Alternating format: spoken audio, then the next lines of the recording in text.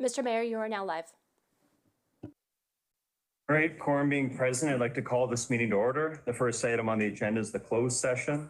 They get a motion that council close the meeting at 4 p.m. The public on the basis of the following sections of the community charter, section 91C, 91G, and 92B.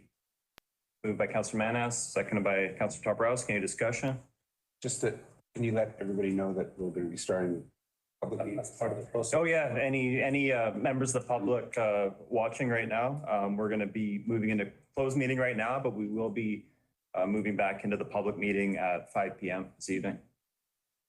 All right, any further discussion? All in favor? Opposed? Motion carried.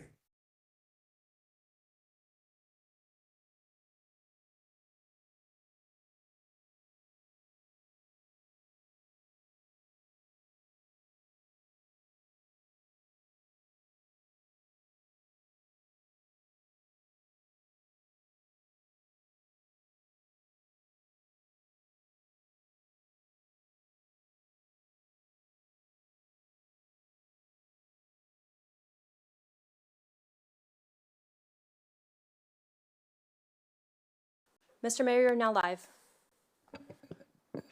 All right, Council, I'd like to now resume the open session of our meeting. And before we get started, just want to acknowledge we're gathered here today on the traditional lands of the Coast Salish people.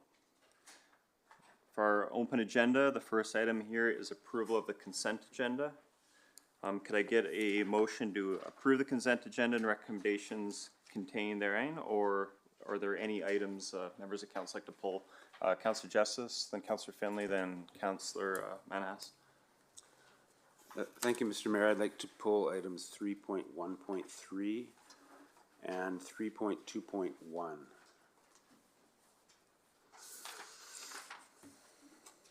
All right, Councillor Finley. Mr. Mayor, I'd like to pull 3.2.4, please. Councillor Manas. I was going to pull 3.2.4, but I will also pull 3.2.7.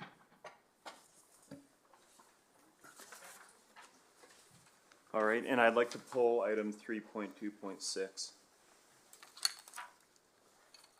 we just pull everything, right?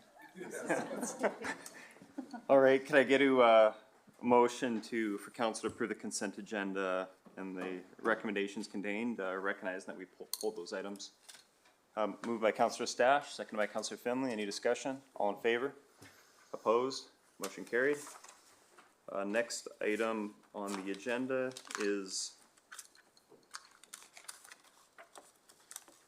Got the right agenda. They got the right agenda today. It's a big agenda. All right, now approval of the regular agenda. Could I get a motion to the council adopt the agenda as presented? Moved by Councillor Finley, seconded by Councillor Toporowski. Any discussion? All in favor? Opposed? Motion carried. We'll now move on to the mayor's report, and we've got quite a few items in front of us, so I'll keep this brief. So today, members of the public, you'll notice that many of us are wearing pink shirts. Those of us who weren't were wearing them earlier for the group photo. We're wearing pink in recognition of Pink Shirt Day, which is tomorrow, February 22nd. Pink Shirt Day is an opportunity to create a more kind, inclusive world by raising awareness and inclusion and anti-bullying. North Cowichan values inclusion as one of our key organizational pillars, and we aim to foster an environment where everyone feels accepted, welcome, and safe. Pink Shirt Day started 25 years ago when 2 Nova Scotia high school students took a stand against bullying in their school by wearing pink shirts. The premise of Pink Shirt Day is simple: wear a pink shirt to show you will stand up to prevent bullying in your workplace, school, and community. This year's theme is Lift Each Other Up, and I encourage all of us to model respectful behaviors and remember that we all have a role in making our workplaces and communities positive and respectful. And lastly, that kindness and compassion go a long way. As part of today's report, I'd like to provide council and members of the public with an update on some of the meetings and activities we participated in recent weeks. One of these is with regards to the Crofton Mill, which is obviously one of our biggest economic contributors here in the municipality.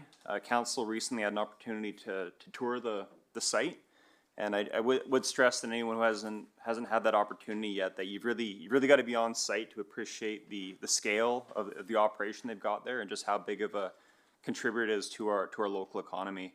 I know in recent years, in recent decades, we have had a lot of, I guess I'd say, bad news about the mill and a pretty bleak outlook on its future. And what I think many of us observed is that in recent weeks, there seems to be a real turnaround.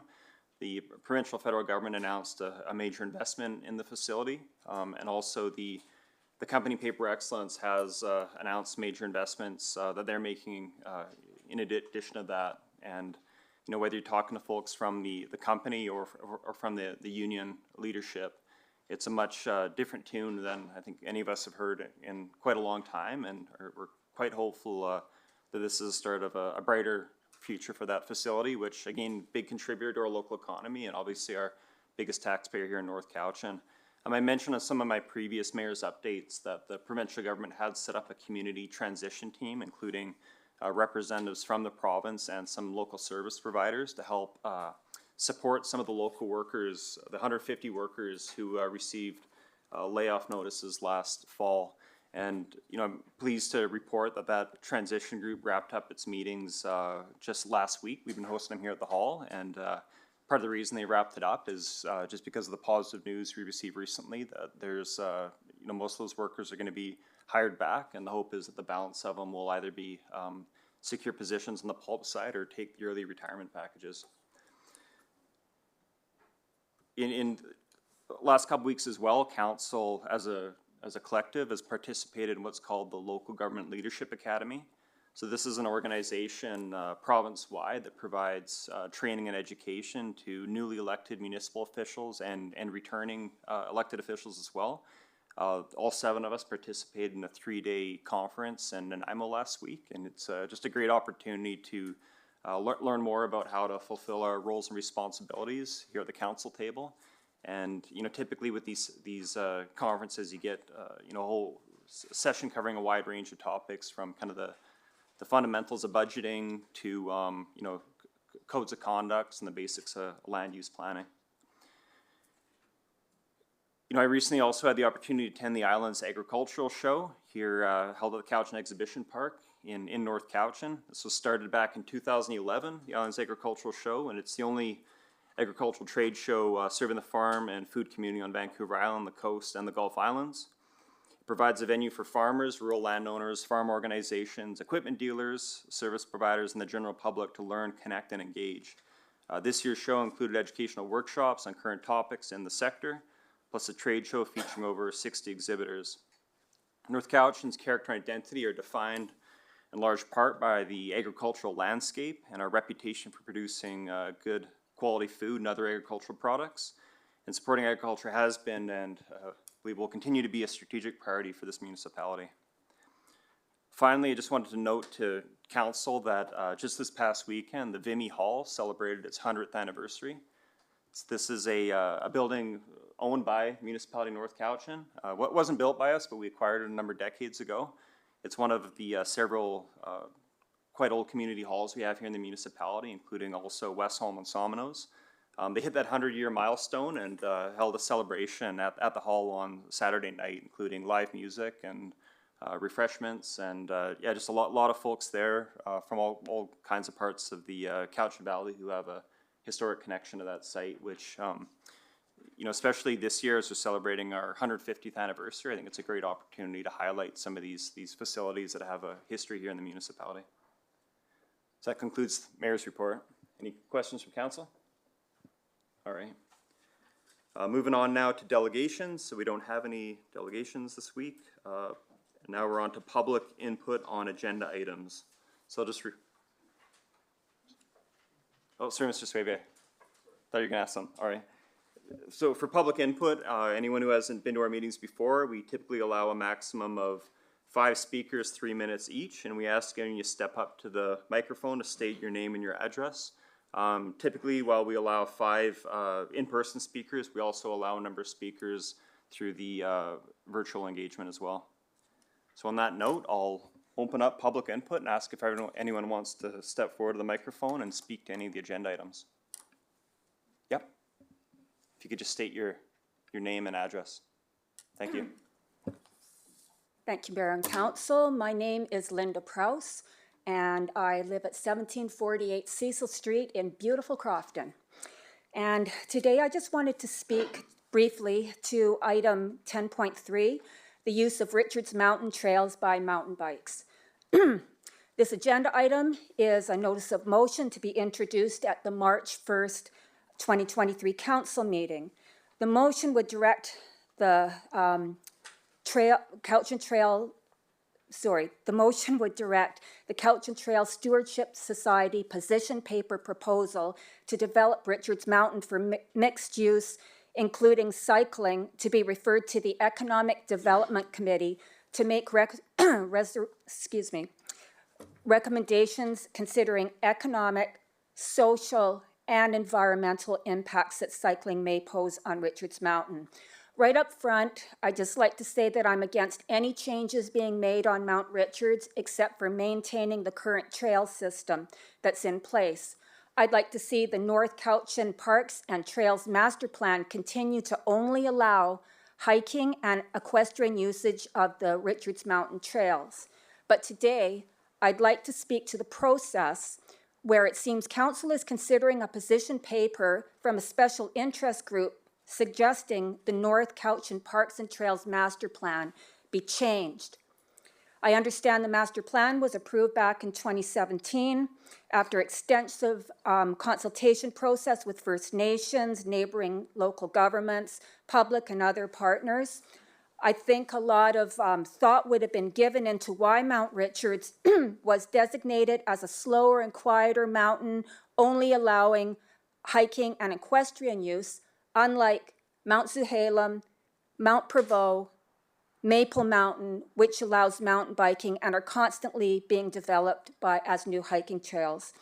The position paper put forward by the CTSS back at your last council meeting, page 1 in big font, it's stated what their vision was, that Mount Richards should be developed as a world-class location for mixed use outdoor recreation, and Crofton should be the gateway for recreation use of the mountain. I believe this is a very, very different vision of Mount Richards than what the master plan currently envisions. And I'm running out of time on my page 2. I've only got one page, but I only get 3 minutes.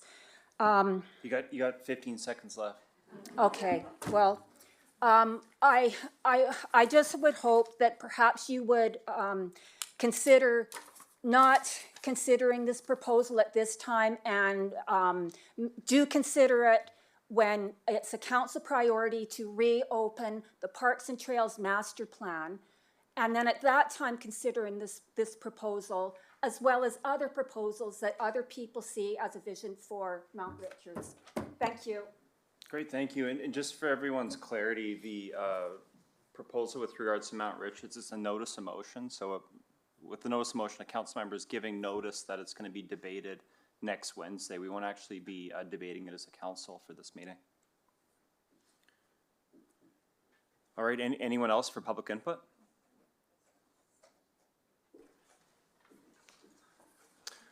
Good evening, Your Worship, members of council. My name is Scott Mack. I'm the managing partner for Town Site Planning. Here tonight to speak to you on behalf of 2 property owners referenced in the staff report found in item 9.2 on your agenda this evening. First, council will recall that I attended your meeting a few weeks ago and spoke at length about our application on 1771 Robert Street. We're pleased to see that the recommendation from staff that council directs staff to initiate an OCP amendment application to run in concert with our rezoning application. And we certainly urge council to endorse that recommendation. We look forward to bringing that application forward. The second item I wanted to speak to tonight is the rezoning application for 7022 Bell McKinnon Road, for which we have just recently been engaged. This application was submitted to the municipality in March of 2020, 3 years ago as of next week. At the time of submission, the application was consistent with the former OCP and the 2018 Bell McKinnon Local Area Plan, which designated the property as employment lands. The new OCP now designates these lands as urban reserve. The principal objective of this land use designation states To preserve future growth potential, this designation discourages development or fragmentation and development that may interfere with future urban development. We note that this language does not outright preclude or prohibit any development, rather it only discourages development that may unduly impact or negatively impact future development opportunities. 90% of the surrounding lands adjacent to my client's property, including lands on all three sides, as well as the 32-acre BC Hydro substation, are already developed and have clearly established that service, commercial, and light industrial uses are the most appropriate use for this particular block of lands. In addition, my client has agreed to a number of development conditions that will secure commitments that ensure that this development does not compromise development of the remaining small number of parcels that have not been developed yet for commercial or light industrial uses. In short, we believe there is no reasonable planning rationale, nor is there anything to be gained by deferring development of this site indefinitely. Conversely, the anticipated financial impact of the development would be a roughly 20-fold increase in property taxes, plus of course the corresponding employment and economic development opportunities. Fundamentally, however, we believe this is as much about procedural fairness as anything else. My client has spent 3 years and tens of thousands of dollars to advance an application that was submitted in good faith. She purchased this land and advanced an application based on the commitments that the municipality made by bylaw when it adopted the Bell-McKinnon Local Area Plan in 2018. Council went out of their way to develop a plan for this area and specifically encouraged and designated these lands for the exact form of development that my client is proposing, and has now essentially pulled the rug out from underneath her. While we fully acknowledge that Council is not legally obligated to consider these applications, it seems only reasonable that a North Cowichan taxpayer, Cowichan Valley resident, who has invested so heavily in this process, both financially and in terms of time, should be afforded a full and fair process to consider an application that was submitted in good faith. Accordingly, we request that Council direct staff to advance the rezoning application for this property so that we can properly present the application to Council. Thank you very much. Thank you. All right, we have another speaker. You can state your name and your address. Sure, okay. You can hear me all right? My name is Nancy Dower and I live on Stamps Road. I'm speaking tonight on behalf of the board and membership of the Cowichan Lake Neighborhood Association, the QLNA, regarding agenda item 9.2, official community plan and in-stream development applications. This agenda item is seeking Council's direction on options for in-stream rezoning applications that are not consistent with the new OCP. 2 of these are within the Cowichan Lake watershed, and both proposals are inconsistent with the letter and the intent of the OCP and should be denied. I'll speak about 2083 Indian Crescent first. The justifications for moving this application forward are insufficient. First, the fact that the application can be accommodated within the existing policy framework of the OCP doesn't mean it should be. The application was first submitted in 2018. The QLNA raised significant concerns about the proposal and submitted a detailed review at that time to planning. A copy of that report has been emailed to you and I hope you have a chance to review it. The application that's under consideration today has not addressed any of the concerns that we raised. Also, the staff report on page 8 points to similar concerns and clearly states that the removal of this property from the urban containment boundary was intentional due to its proximity and potential impacts on Cowichan Creek and the Cowichan Lake. And it said that the property may not be fully developable as proposed. So these are reasons to deny moving ahead with that application. Second, the fact that this application was submitted before the new OCP was adopted is not a reason to move ahead. Page 3 of the report says that in-stream applications are neither owed a particular land use designation, nor is there a protection from changes in the same way that established uses are protected. As an in-stream application, the developer is not owed anything by the council or the municipality. So I'll move on now to Lot 2 Moose Road. The Cowichan Lake Neighborhood Association agrees with the recommendation that this application is not compatible with OCP policy framework and would potentially undermine the growth management strategy of the plan. There are plenty of people here from the neighborhood who have spoken up in the past, and I imagine they will shortly. The health of Cowichan Lake has suffered from pressures related to development and agricultural practices. North Cowichan has been working hard to rehabilitate lake quality, but we have to stop further degradation of these lands in order for this to succeed. Moving forward with either of these applications risks undermining the investment that North Cowichan has made towards rehabilitation. We urge Council to respect the OCP and deny both applications. Thank you. Thank you.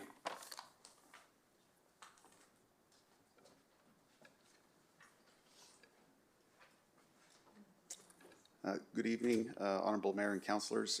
Yoni Martis-Skynen, residing at 2260 Tarn Place, Duncan, BC. I'd like to speak to agenda item 9.2. I'd like to voice my support for staff's recommendation to deny the zoning amendment application ZB 164 for Lot 2 Moose Road, as it is inconsistent with the land use designation in the OCP.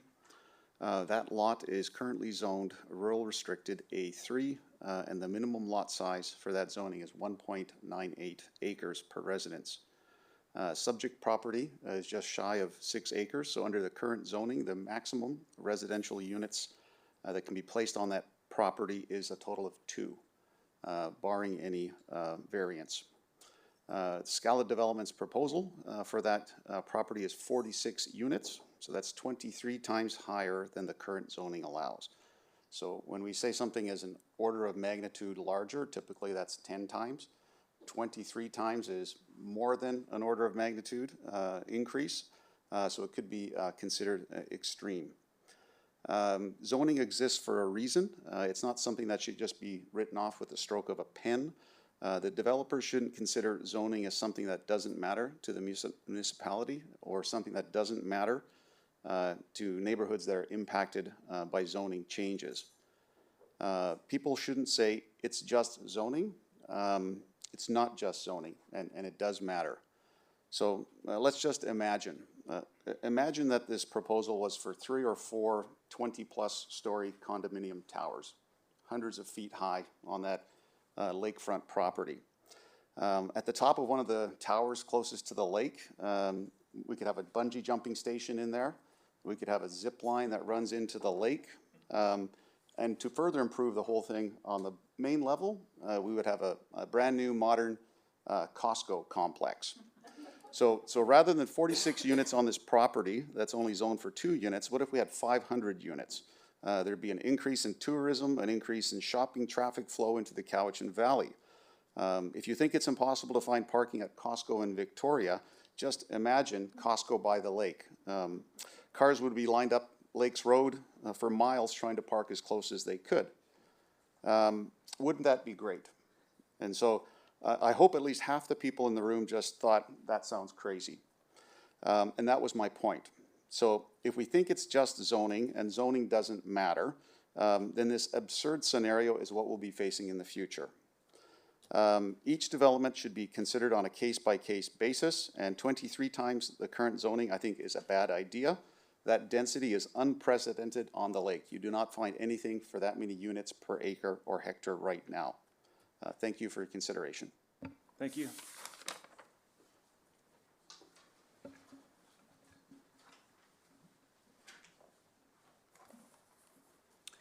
Good evening, Mayor and council members. It's my pleasure again to appear before this honorable body. Thank you very much for considering our views. My wife and I live at 2217 Tarn Place.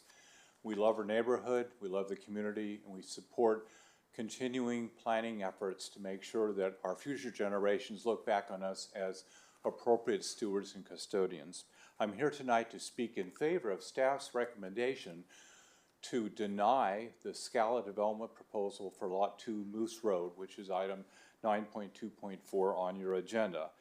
There are 4 reasons that we urge the council to approve staff's recommendation. First, the OCP strikes the right balance. It provides for urban scale growth near existing urban development, transportation routes, and commercial centers. And it protects sensitive environmental areas, including fragile Cowichan Lake, the crown jewel of the Cowichan Valley, from the clutter, congestion, noise, and pollution of dense urban sprawl. Second, the Scala project is just wrong for this site.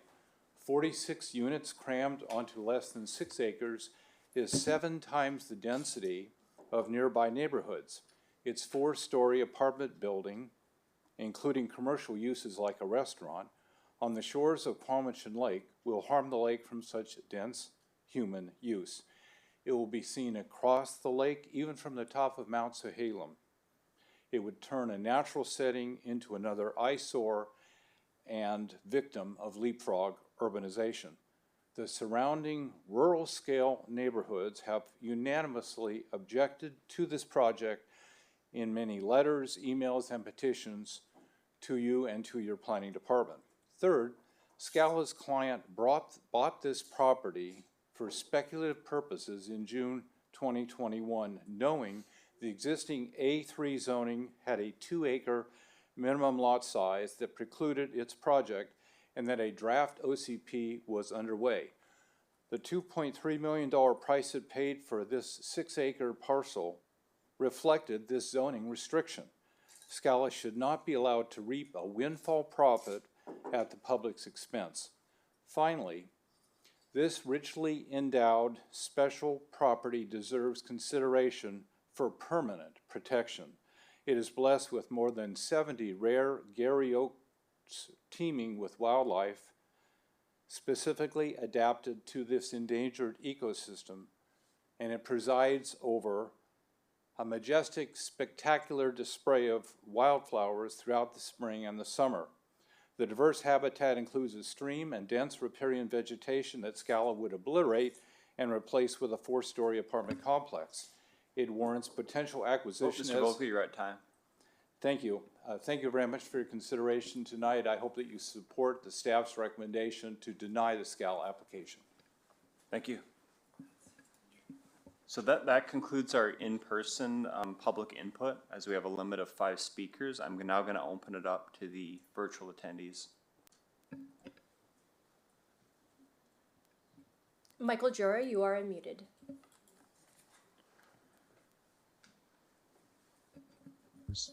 My name is Michael Jura. My sister Susan Jura and myself own the 5.38 acre property at 6409 Wicks Road. I'm here to speak on agenda item 9-2, official community plan and in-stream development application, item number 3. The planning of this zoning amendment was many years in the making, with much discussion with planning and engineering, and consuming considerable time and expense for septic surveying, rainwater studies, etc. During the new OCP process, I learned that it would negatively impact this application.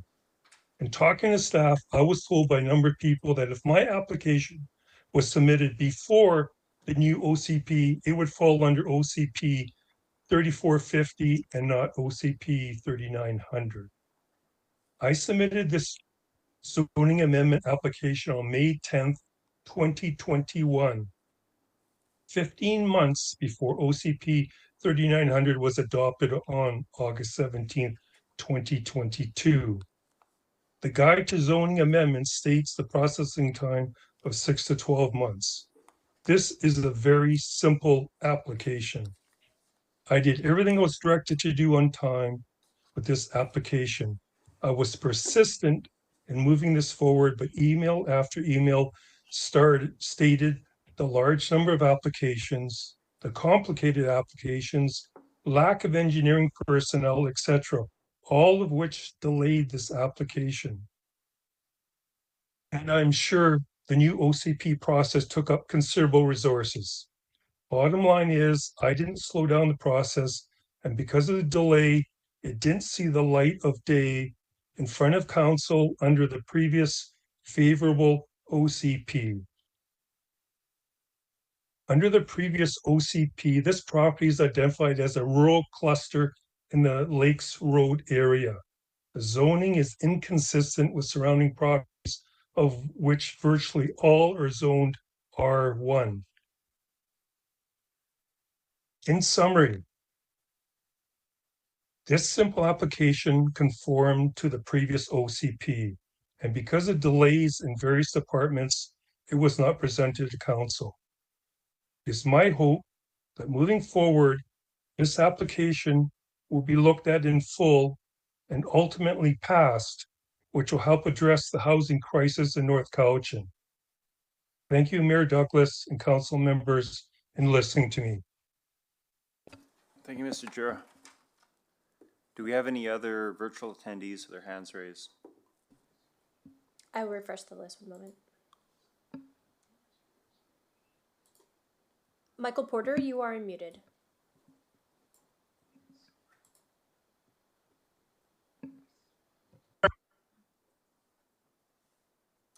Can Yeah, we can hear you, yeah. Then we lost you.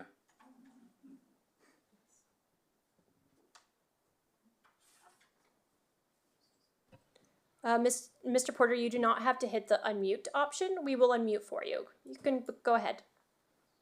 Okay, thank you very much. My name is Michael Porter and I live at 2220 Tarn Place with my wife. Thank you for the opportunity to address you one more time. I speak both with specific reference to the application before you relating to Lot 2 Moose Road, that is the Scala development, for a change of zoning from A3 to CD, which is comprehensive development including commercial space, and also in general with respect to maintaining the integrity of the OCP.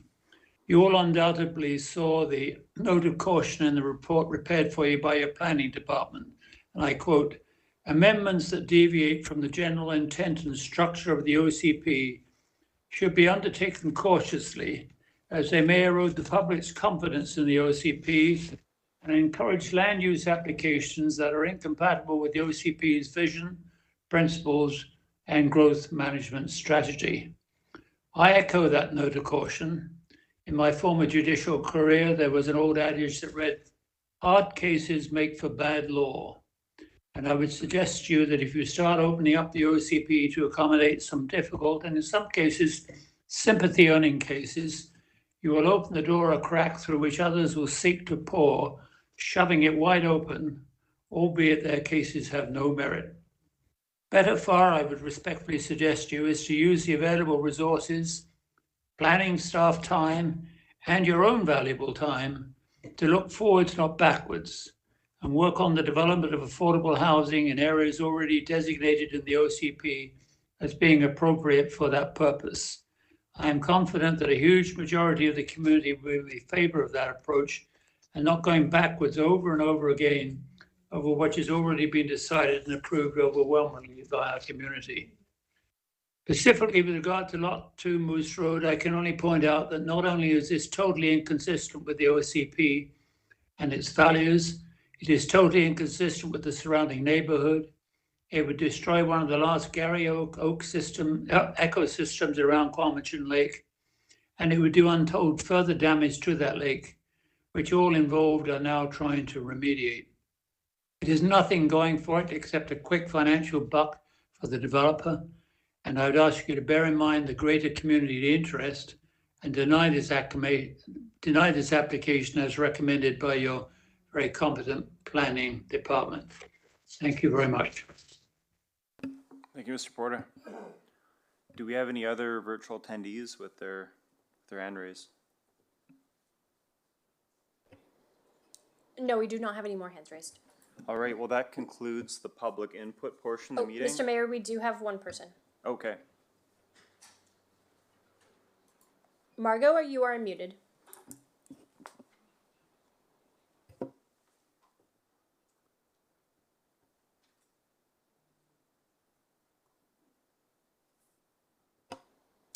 They have remuted themselves Okay.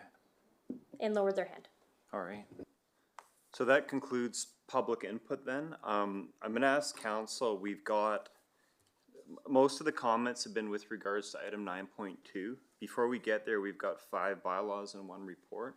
I'm wondering if council wants to change the agenda to deal with item 9.2 right now, and then to, after that, go back to the agenda as outlined in the package. So we would, following item 7, public input, which we've just concluded, we would deal with item 9.2, which is the report on the in-stream development applications in the official community plan, and then following that, we would go back to section 8 to deal with bylaws. Yeah? Okay, so moved by Councillor Stash, seconded by Councillor Toporowski. Any discussion? Seeing none, all in favor? Opposed? Motion carried. So we're now dealing with item 9.2, and Mr. Swaby, did staff want to comment on that first, or? No, Mr. Mayor, I would recommend that you do them in order and do them one at a time. All right, so council, one thought I had, and I'm, happy to go with whatever you folks think makes the most sense. In my view, items 3, 4, and 5 seem to be a bit more straightforward. I thought we might want to do those together as a package, or we could just do them one by one. Councillor Manhas? Mr. Mayor, I was gonna sever 1 and 2, and then we can deal with 3, 4, and 5 for. As a package? Okay. Or even individually, actually. Yeah. Yep, because I think we need to talk about this individually. Yep, thanks. What about I think if one council member wants to sever them, we kind of have to, so. We have to sever. I think Councillor Manhas wanted to sever 1 and 2. Keep those at 1 and 2 because that's a recommendation from staff to move forward with those. And So I would then I would move 3, 4, and 5 as a block to deny. But I think I'm gonna ask the corporate officer to weigh in here, if one member of council wants to sever. But you just wanted 1 and 2 severed. 1 and 2 to sever. You want 1 and 2 together as a pair? Well, it doesn't matter. I just want to make sure that we don't discuss them all as a package. Okay, but Yeah. do you want items, do you care if Or, items or, 3? or if we discuss them one at a time, it doesn't Yeah. matter to me either. But is anyone opposed to considering items 3, 4, and 5 as a package? Yeah? Okay, so we gotta do them one by one. All right. Okay, we'll start with the first one then. First recommendation, direct staff to initiate an amendment to official community plan bylaw number 3900 for 1771 Robert Street to be presented at a future meeting concurrently with zoning amendment application ZB 133. ZB 133. Does someone want to move that? Councillor Stash? I'll make the motion to approve that Okay. application to proceed. So seconder, Councillor Finley, any discussion? Yeah, Councillor Stash. Just that it's a nice design that actually fits as well, to make note that people aren't familiar with the Crofton local area plan. It works nicely with the infill priorities of Crofton and being close to amenities. And it closes off as well, finalizes 2 streets, so improves his egress and egress from the area. So looks like a good development, and it'd be good to see staff work through it with the proponent. Councillor Finley. Yeah, I agree with Councillor Stash. It made no sense to me that this property specifically was carved out of the UCB. So I'm very happy to see it as a recommendation to move forward. Councillor Stash, then I'd like to say something. No, then Councillor Toporowski, then I'll weigh in. Sorry, Councillor Justice, then Toporowski. Sorry, Councillor Toporowski had her hand up as well. I'm stating the order of the speakers. Thank you, Mr. Mayor. I guess I am willing to vote in favor of hearing this one through in more detail, though. I'd like to make it clear that in no way should that be construed as an endorsement of the proposal itself. I'd just like to fully hear it out. I'd really like to understand all the details about this proposal that I'm not yet familiar with. For example, some of the issues with capacity of services and how it will impact adjacent land, and I guess especially how the residents of Crofton feel about it. So for those reasons, I'm willing to hear it in its completion. Councillor Toporowski. Thank you, Mayor, and I'm echoing Councillor Justice's words, and also just for the people that are online and in here in the room here, these were the 5 applications that we spoke about coming forward to discuss separately on a case-by-case basis. And again, like Councillor Justice had mentioned, no way of saying that it's going to go through or be approved, but we would like to hear it out and see how the residents feel, because it'll be going to public hearing after these, if they do pass today, these 5 or not pass. Yeah, so it's just one of the properties that got caught in that process with when we opened up the discussions for the official community plan. So I'm willing to support it going forward to see what the community thinks in the area. Thank you. Great, thank you. Councillor Toporowski. We ready to call the question? All in favor? And opposed? Motion carries. We now move on to the next item here. I'm not going to read it out. Councillor Justice, you've got your hand up. Thank you, Mr. Mayor. This is the Indian Crescent one. I would like to move denial of the 2083 Indian Crescent application, which I believe is seriously misaligned with the new OCP, and I'll say more about it if I can, if somebody seconds it. Yes, second by Councillor Toporowski. So you, Councillor Justice, then Toporowski, Councillor Toporowski, the speaker's list. Thank you. So we've heard a lot about this from in letters and a few comments from the public here, but I think that this zoning change proposals for this property are fundamentally incompatible with the overall intent and specific goals of the OCP. For example, unlike the Robert Street application, this property is nowhere near a 15-minute walking distance to amenities. In fact, it's a 40-minute walk to the nearest grocery store, so it doesn't fit with our OCP goal of moving towards focused growth. But I think the main issue for this one is ecological, and one of the main reasons why the urban containment boundary was changed from in the Cowichan area was to provide a protective envelope around Cowichan Lake, and I think an OCP amendment for this property would undo that and work against all the work that we are doing to clean up the lake. And I guess second, I'm pretty convinced that this one's going to cause a lot of community conflict, and it's going to be almost unanimously opposed commentary that we'll be hearing, and I think this one's going to bog us down, use up lots of planning resources, and I would imagine that in the end it's not going to proceed anyway. So I think it's a real mistake in terms of our aim to speed up the processing of development applications generally, and so I think it's a sort of lose-lose scenario. I'll leave it at that. Thanks, Councillor Toporowski, and then Councillor Finley, and then Councillor Manhas. Thank you, Mayor. Yeah, I'm willing to support this motion for denial. Am I getting feedback here? No? Okay. If I start screeching. Anyway, yeah, so this is a family that's had owned this in 1970. It was sold to a family, the Hamilton family. And when they had started developing the land, there was some bones found on this property. And it's the largest village in Cowichan tribes, Cowichan village. And, you know, there's a lot of concern with the development for the streams.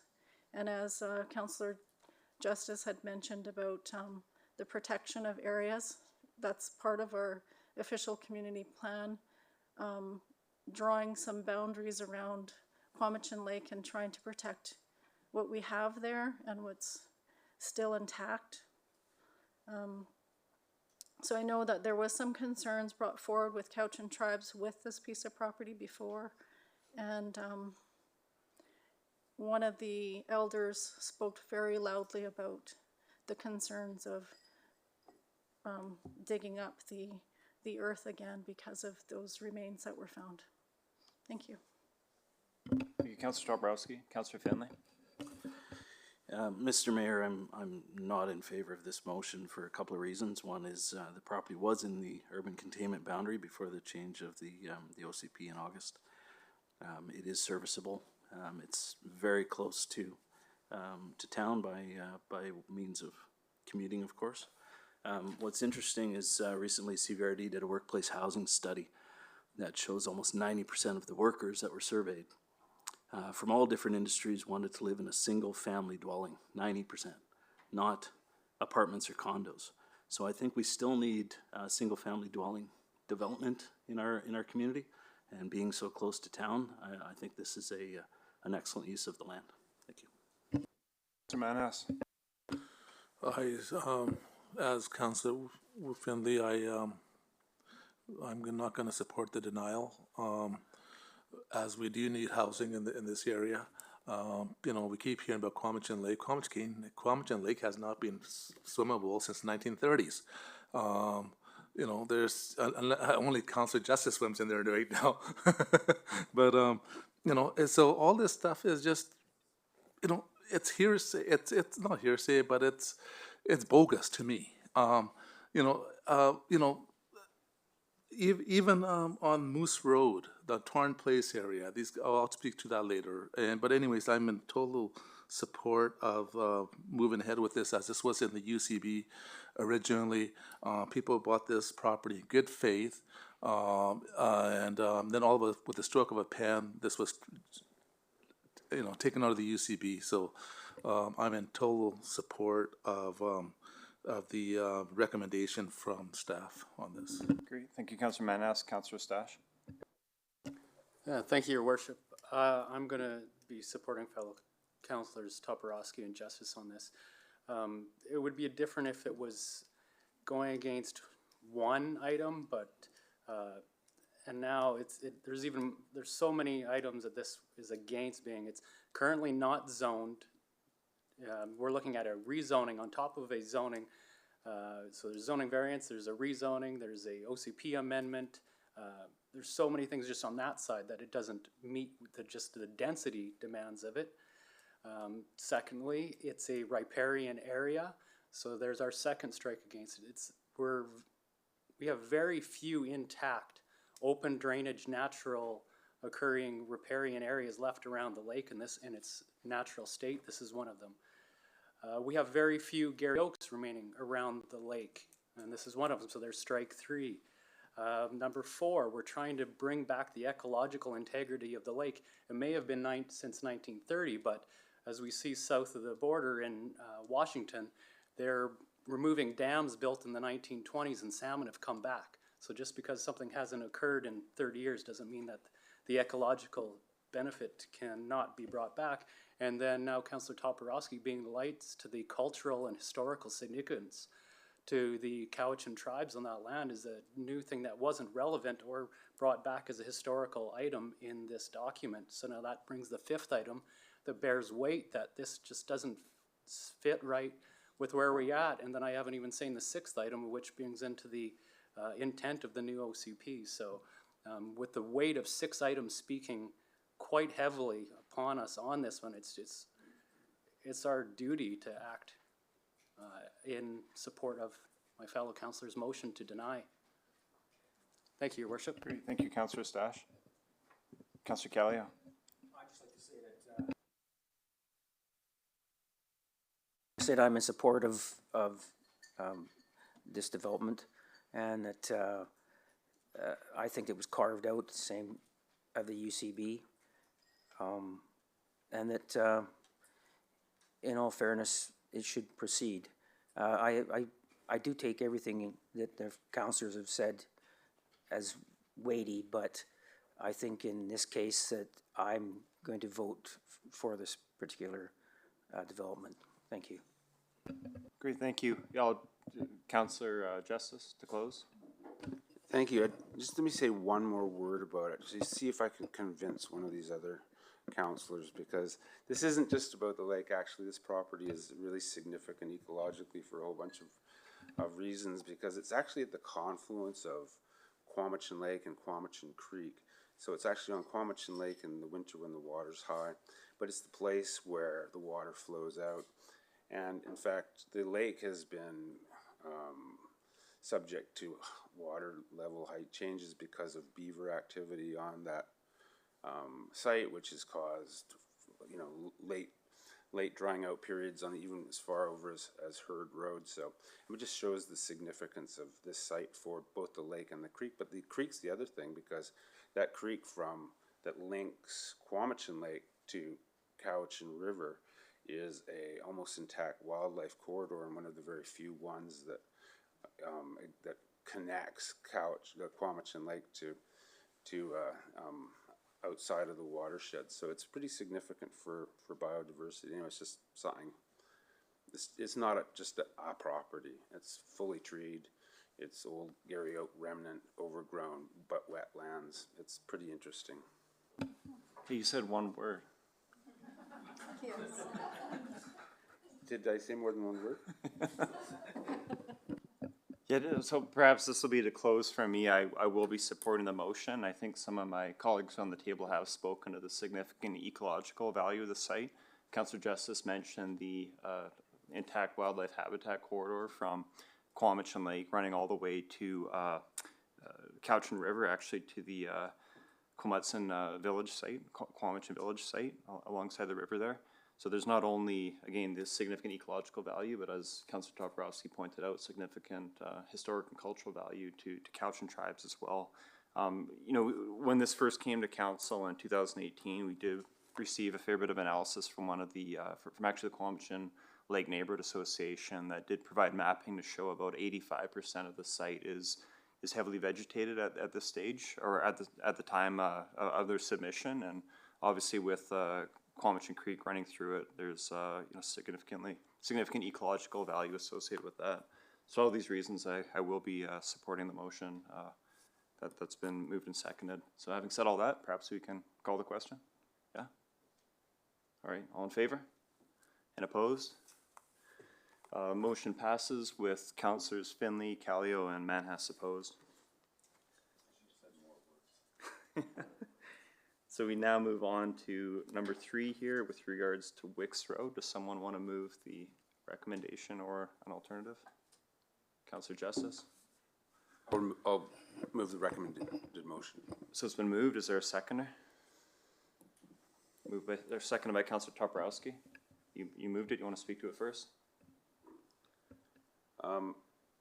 I would say just I support the assessment of all 3 of these applications, but this one I guess is by the staff, and find that it's not compatible with the OCP policy framework for growth, and would potentially undermine the growth management strategy. So basically this is an isolated island of outside of the urban containment boundary, and if it was rezoned as it is proposed to be rezoned, it wouldn't fit with the land use designation that we've assigned in our OCP. Great, thank you. Councillor Finley. Surprisingly, I'm going to speak differently than Councillor Justice on this one. I believe, you know, being initially a rural cluster, I think this is exactly the type of property for that area of our community. Again, you know, we're going to need single-family dwellings, and the best way to make single-family dwellings affordable is in a strata development. And this is, again, very close to town. It's commutable. I just, you know, with the plan in place, it can supply not only single-family development, but suites or duplexes on this property. And we need housing. We need them now. And these sort of developments, I think, that are already in stream should be given priority. And so I am opposed to denying this property, and am in favor of this property moving forward. Councillor Stash. Thank you, Your Worship. This one, I'm in the middle on it. The only reason, looking at Google Maps, looking at the lay of the land, and that we're talking 5 lots at 1 acre in size, and that entire area is surrounded completely by development of similar properties. This one, I just see that does it actually need to be, it's not the full approval, but is it just the approval with OCP amendment? So we actually they need to go through the OCP amendment process, because I think that was one of the other options from staff. So there's some complication that has to go through that in the rural cluster. I need clarity in here saying that did the previous zoning allow for it to be subdivided? I think the subdivision is the problem, or is it just because of the new UCB? I just need clarity. Yeah, I'll let staff jump in, but my understanding is it needs a zoning amendment, because if it was just a subdivision application, they wouldn't be coming before council. Mayor Douglas, that is correct. The zoning amendment is needed because the existing zoning allows or has a minimum parcel size of 2 hectares, and so a different zone is needed in order to subdivide it. The previous OCP did have this rural cluster designation that provided some support for possible zoning amendments within within the agricultural designations to deal with compatibility issues if the amendment was consistent with what's around it. But those policies around rural clusters and that approach are not carried through in the new plan. So there really isn't any policy in that new plan that would support this. And if it were to move forward, we would have to come up with some sort of a new designation that doesn't exist in the OCP currently to address it, because the existing designations don't match that kind of land use in this context. Thank you, Worship. Director Conway, so then it says application status, it's in review. So is it a subdivision application or is it the development permit application? It's a zoning amendment application. Yeah, yeah, it's a zoning amendment, rezoning application. And if the rezoning is successful, then the property owner would still need to apply for a subdivision and go through that subdivision process to actually do the subdivision. And there may be a development permit needed for that as well, depending on the specifics of the site. Okay, thank you for that, Director Conway. I appreciate your input on that. This one, I'm feeling that I want to see this one go through the process of the public hearing to see where the local residents that surround this property, because we do need housing badly, and there's some areas that have ecological importance and significance, but also I'm thinking, looking ahead, this property does actually fall right off the corridor of the active transportation master plan. Will be supported by a cycling route because of Lakes Road, and it's a route I usually cycle, so it does have still the opportunity, even though we're dividing it, to have a active transportation support and its connectivity to lakes. So I'd like to see this one go through. I don't know what, I guess with that, based on our 3 options, is that being that it's in stream, it's one of the ones to approve and bypass the OCP amendment. And that doesn't mean it still needs to go through the full approval process. It needs to go to public hearings. It's a zoning approval. It's got to go, then it's got to get a development approval, and then it's got to get a building permit approval. So there's still lots of steps to go through here. So on this one, I'd like the opportunity for this housing to be discussed further in detail. So I think I'll also be supporting this one actually moving forward. Councillor Callio, and then I'd like to weigh in. I agree totally with what Councillor Istash has to say. I don't see this as an island. Knowing that area myself, there's development in that area, quite a bit of it, and in a similar fashion as this one moving forward. And it's close to town. I think that, it's highly commutable to town by a bike for sure. We are in the midst of a housing crisis, and I'd like to see the public hearing go forward with this one. Thank you. Thank you, Councillor Callio. I'm going to be speaking against this one. For one thing, it was not in the urban containment boundary, so we can debate that with these various other proposals. This one wasn't in the urban containment boundary in the 2011 official community plan. It's not in the urban containment boundary for the new official community plans. That's not a drastic change in that the same matter, some would argue, with some of the other properties.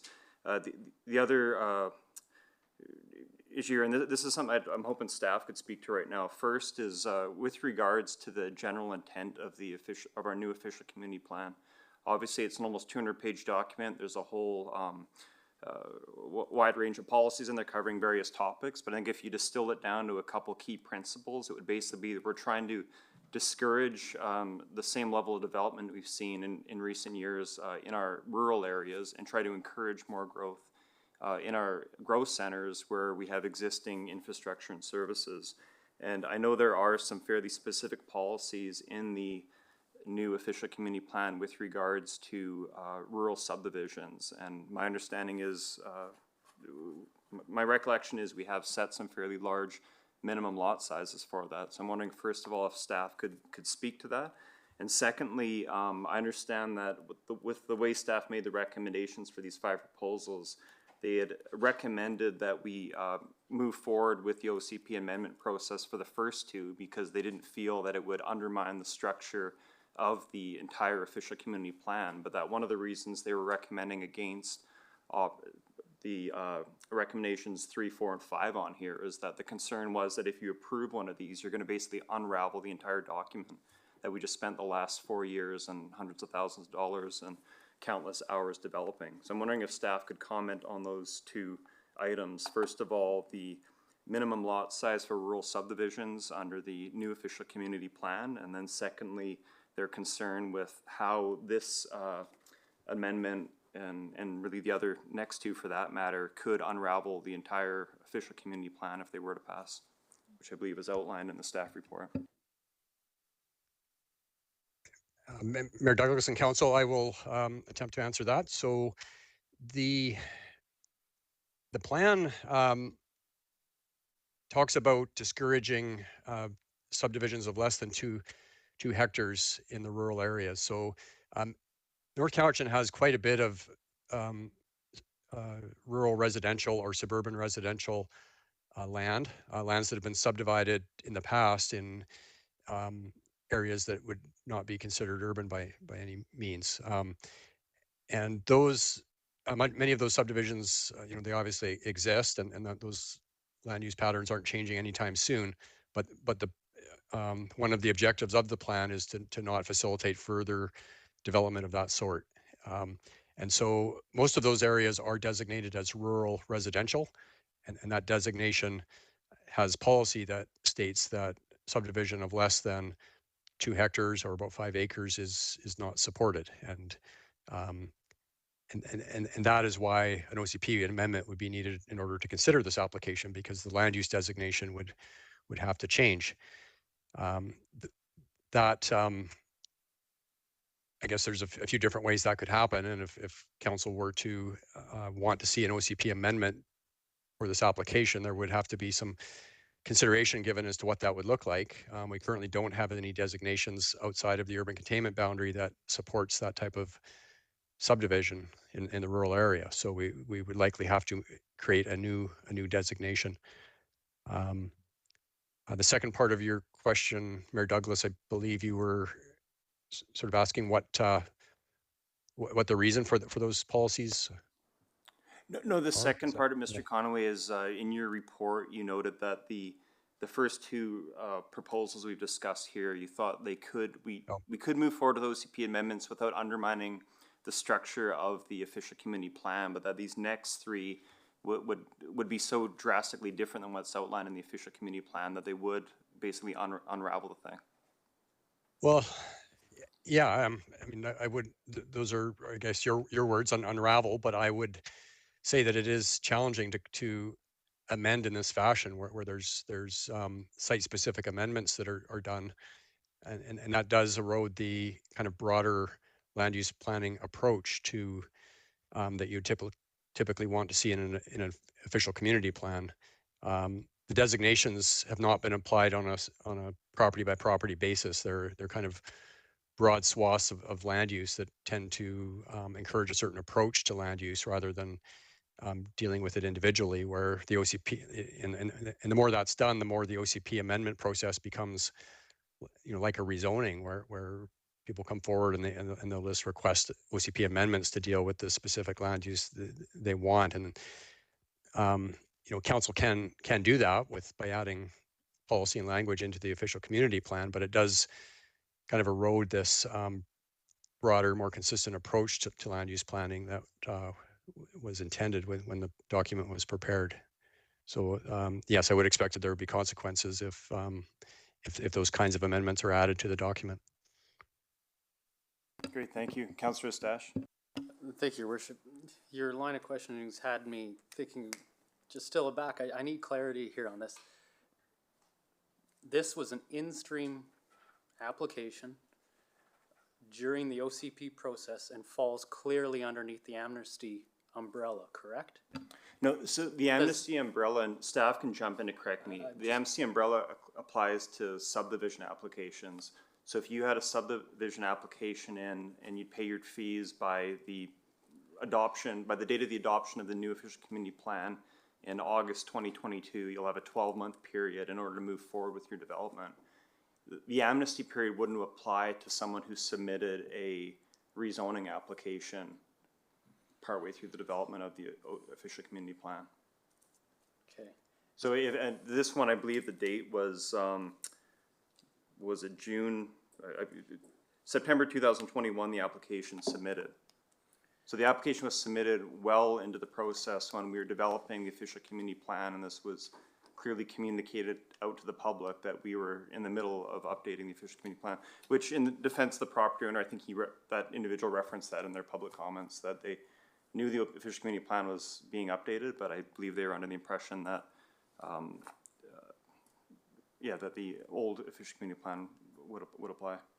So then if they apply for an OCP amendment, what process is that? I guess I could ask Director Conway what right now at this point, because that's the last option is where we don't pay for it because this is still it's just because it's complicated. It wasn't in the UCB, it was outside of both UCBs, but it was given a rural cluster designation. It's surrounded by single family, large rural lots, and that's what's suggested to be done. I know it doesn't fit in the new one, and everybody knows I'm an extremely strong proponent of the new OCP. I'm a huge fan of it, and what it lays out is just, we badly need housing. This one seems so logical, but I just want to make it that I have full faith in our staff, and they are the professionals. I'm just a counselor. So on the engineering side of things, I'm just trying to look at the bigger picture here, and I want to find a way that we can all work together to support the community here, because this one just feels like it does fit, and I understand. We heard someone speak, the crack that something may flood through, but there's still like 5 more steps that this has to go through. If we don't deny it today, it still has like 5 processes that it has to go through. And like I said, public hearing, I'd like to hear what the public has to say on it. So I'm leaning towards where they need to apply for an OCP amendment, because they in a way would have had to have done it prior, and they still would need to do it now. So they need to submit that application for their zoning application to proceed. I want to support this in some way, but I want the maximum amount of accountability.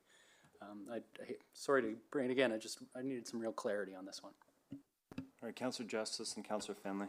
Yeah, thanks, Mr. Mayor. I really appreciate watching Councillor Ishtas work through this one. It is a complicated one, a hard one, in many ways.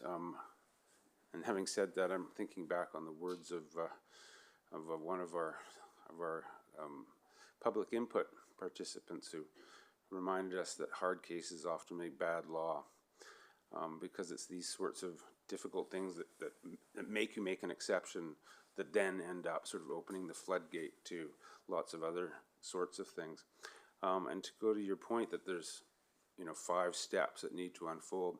I mean, in many ways, that's the point. Is the reason that all of these have come to us as a cluster is staff's trying to say, well, these things don't fit, but let's look at them now, because hopefully we can avoid all of those steps and all of that work that we're going to have to do over the next few years. That's going to basically clog up the system. And recalling our other goal that we want to speed up the processing of development more generally, and for the reasons of this affordability and housing crisis, we're trying to get houses built in the areas where we've agreed housing should be built. And so these things are going to stand in the way of that, just through hogging up resources.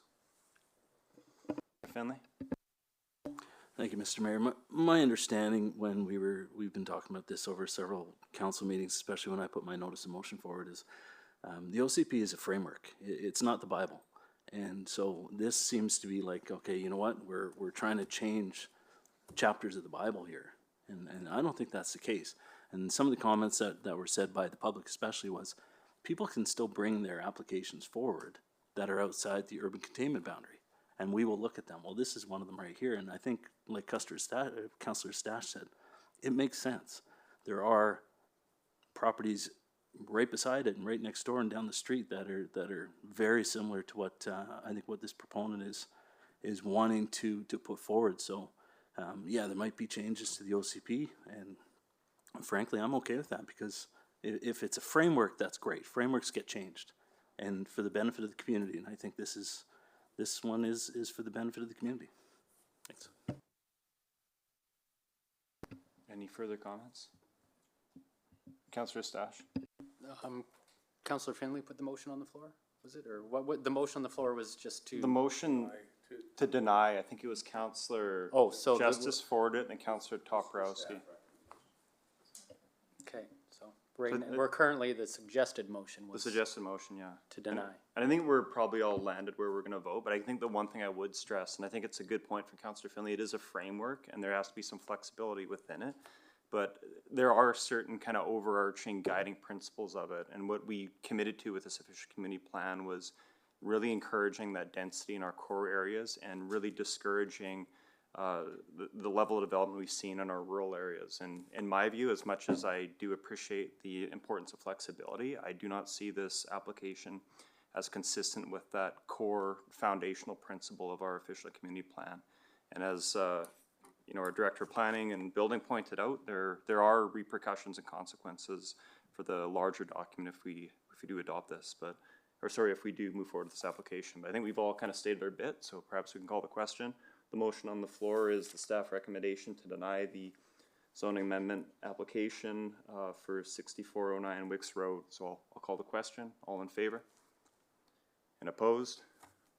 Motion is defeated with Councillors Manhas, Stash, Callio and Finley opposed. Does someone want to move that we direct staff to initiate an amendment to the OCP for this application at a future meeting, working concurrently with the zoning amendment application? Mr. Mayor, can I just clarify that I heard during the debate that the previous OCP, it wouldn't need an OCP amendment, or it wouldn't have needed an OCP amendment? It wouldn't have needed an OCP amendment. I just wanted to make sure all of council was clear on that. Great, thank you, Mr. Swaby. All right, does someone want to move an alternative recommendation for this property? Councillor Stash? I'd like to move the motion that they submit an OCP amendment application for this to proceed under the current OCP, being that it was the clarity of this CAO just said that it was allowed within, even though it was outside the UCB, it was zoned as a rural cluster and met those needs. So I'd like to but basically it wasn't zoned. It was consistent with the old OCP. It would have still required a zoning amendment under the old OCP. Yeah. Direct staff to initiate an amendment to the official community plan bylaw number 3900. Application. I get what I think you and Councillor Stash are saying the same thing. Yeah. Maybe I'll just let him finish I was making here. the motion that it's the same, but I would actually prefer that they submit an OCP amendment application. That's item number, that's council option directive 2. Direct staff to invite the applicants for zoning amendment applications to submit OCP amendment application. Oh, so you're inviting them rather than directing staff? I would like to direct staff to do it. Because there is a difference. Similar to number 1. Similar to the first one we did. Direct staff to initiate an amendment. Because when we I don't mean to overly complicate it, but our staff are very busy. So if this proponent is intent on following it, that at least they don't meet the amnesty criteria, so they do need to submit a new application then. That's why I asked for clarity on if they needed amnesty, and they don't meet the amnesty requirements. Thus, they should follow the new OCP requirements, and would be anything that doesn't meet the new OCP requirements, so it does require an OCP amendment, and they need to follow the application process because they don't fall under the amnesty. If they did fall under the amnesty, then I suggest that they are being able to approve as is and staff take all initiatives and waive fees, but that's not the case on this. So your motion is approve. Invite the applicant to submit an OCP amendment application. Yes. And do you have is there a seconder for that? Seconded by Councillor Callio. Any discussion? Yeah, Mr. Mayor, I would like to see the staff direct to initiate an amendment to the official community plan, rather than the proponent coming forward again. I just think because it's already in stream, they already have the information. Staff already has the information. It's already in stream. So why are we making this different than the number one for 1771 Robert Street? Yeah, I'm not going to speak for staff, but I think the difference is staff, in staff's opinion, the one on Robert Street could be compatible with the new official community plan, whereas they felt this one wasn't. I think that's the distinction. And if I may, Your Worship, and that's why I'm asking for them to make the application, just because I want to show the respect to our staff and an acknowledgement of what they recommended, and I'm going against the recommendation, and through this process, I'm still able to show staff the respect they deserve for they're experts in this field. So I'm trying to find the middle ground here so that we can proceed and support development. And then because I'd like to try and get council all on board with this. That's our goal here, to try and work for the best consensus possible. And this is trying to find that middle ground with the ultimate respect to our staff. All right, maybe the last word, Councillor Manhas, and we call the question. Let's get some recommendation from staff. Mr. Swaby? Mr. Swaby, you want to jump in here? Mr. Mayor, I know it is confusing, and maybe I'd ask our Director of Planning to weigh in on the difference, because I understand the confusion with number one is directing to amend the official community plan as well. They're all amendments to the official community plan. That's the point of it, and the difference between whether we do it or whether the staff does it, I think the director should explain. Yes, so the real difference is really just procedural. If it's directed by council, then we don't require an application. We can just move ahead and draft an OCP amendment bylaw that we think would work with the proposed zoning amendment, and there's no fee with that. So there's sort of two main differences, I guess. One is if it's directed by council, then there's no fee, so there'd be a $2,500 savings for the applicant, and it would be faster as well, because we would the application would basically just there wouldn't be another application to process. It would just be kind of rolled in with the zoning amendment, and we would just have to do some work on drafting the bylaw. I should point out that there are procedural steps with any OCP amendment, so we do have to refer it out to agencies, and there would be a couple of reports that we have to bring back to council. That goes for whether it's directed by council or if it's an application submitted by the applicant, but it's probably the fee that's most relevant here. Okay, Councillor Stash to close. Thank you, Director Conway, for that feedback on it, because really what my goal there was to, like I said, I was clearly trying to show the respect that your department deserves on the recommendation you did initially put forward. Being for your clarity on it now, I think Councillor Manhas was going to make the motion that we direct staff to initiate an OCP amendment, and with hearing your feedback here, I'll retract my going with line 2 and move it to that we direct staff to make an OCP amendment for this property. You'll take it as a friendly amendment? Yes. All right. Okay, no further discussion? Assuming there's no further discussion? Yeah, Councillor Callio second that, as long as he's okay with the friendly amendment as well. All right. Okay, so all in favor of the motion on the floor? And opposed? Mayor's opposed. Motion carries. Moving on now to item 4 here under the recommendations, the Lot 2 Moose Road proposal. Someone want to? Councillor Justice Tarbrowski, your hands kind of went up at the same time, so sort out amongst you. I would move the staff recommendation to deny the Moose Road application. Moved and seconded. Any speakers? You moved it. You can speak first if you want. Thank you. I won't repeat all the things we've heard from so many people for so many weeks. It seems like. I mean, I think it's pretty obvious to us that the local community doesn't support this application at all, and it doesn't fit with the new OCP land use designations in any way whatsoever. In fact, I think, you know, much more so than the Wick Road one we just discussed, this one would really undermine not just the structure of the OCP, but the very intent of the OCP, and all of the things that we're trying to achieve in it, including protection of sensitive ecological lands, protection of the health of Cowichan Lake, and focusing growth near urban centers, and on it goes. I mean, I think it's just it's you couldn't probably it's a poster boy for things that don't fit the OCP. So I don't even know what to say more than that. Other than it's just I think it should be denied. All right, any other speakers? Councillor Manhas? Thank you. Councillor Finley? Thank you, Mr. Mayor. I know I spoke about this quite passionately 2 weeks ago. I had spoken to the proponent this morning actually, and in the whole plan, it's that all the Gary Oaks would be retained. You know, they bought the property in good faith, as it was identified as a growth center in the old OCP.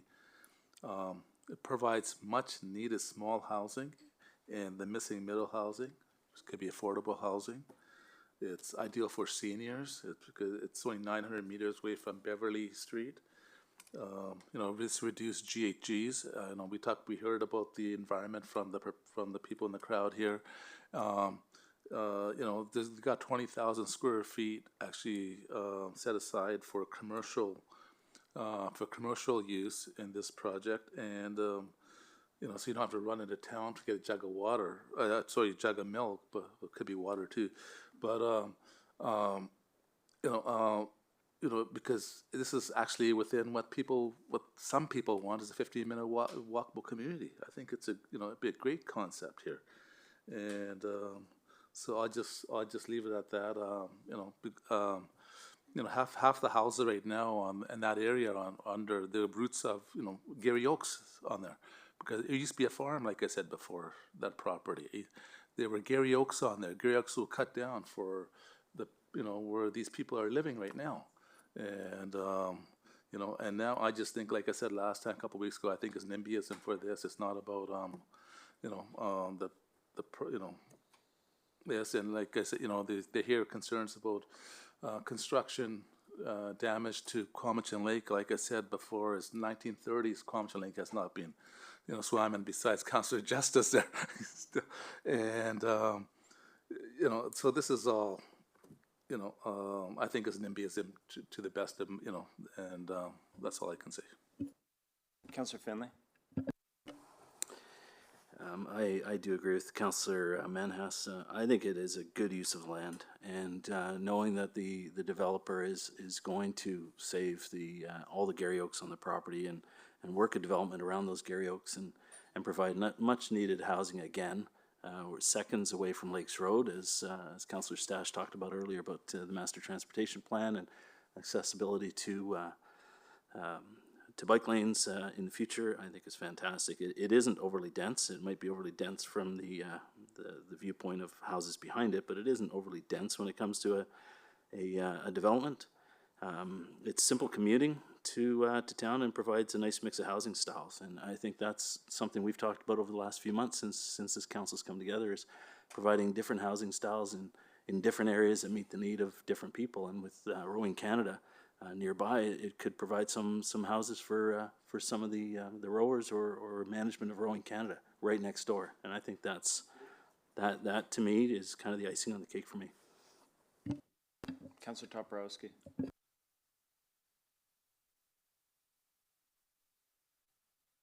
Thank you, Mayor. I had to turn my camera back on. I forgot I turned it off. Yeah, thank you.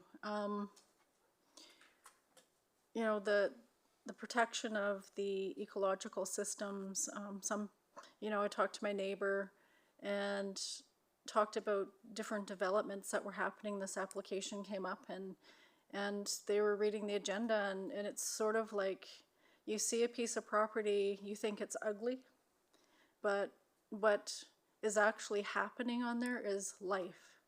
And there's a life that absorbs the water, the runoff. It's one of those systems that we need to protect. Yes, there's Gary Oaks on there, and yes, I've heard that they were going to keep those. But again, I know we've heard from Cowichan tribes about this piece of property in our last council, and they were strongly opposed with any development happening there. And when I looked at the summary of the plan in the report, it's right up to the water. The high water mark is right there. You know, there's some development going on, and you know, when you look at arteries to the main lake, and yes, it's a dying lake, but it's because of all of the stuff that's been happening around the lake, up on the hill from the lake, the runoff, and it just adds all up. And I just think, you know, clogging another artery to this lake is not the answer. And yeah, some people still swim in it, like Councillor Justice. And my uncle, he likes to windsurf on there. So, you know, I just look at all of the letters that have come in, all of the correspondence, and thank you for everyone for writing your letters. And we do see them, and sometimes we just can't respond because there was just so many today too. So, but I just want to say, you know, we hear you, and we have to make these difficult choices in moving things forward or not, and we have to look at weighing where are we going to have housing. And I'm not against having housing, but that's not the right spot. So I'll leave it at that. Thank you. Thanks, Councillor Toporowski. Councillor Stash. Thank you, Your Worship. So now, as to Councillor Finney gives me a hard time, is that he can't, I flip-flop is maybe what he says, or he can't figure out where I'm going to go. This is where it goes back to the other wings. There are things that are clearly of the highest importance in the OCP, and this speaks to almost all the same things that we did with regards to Indian Crescent. The ecological importance and integrity of this site is paramount.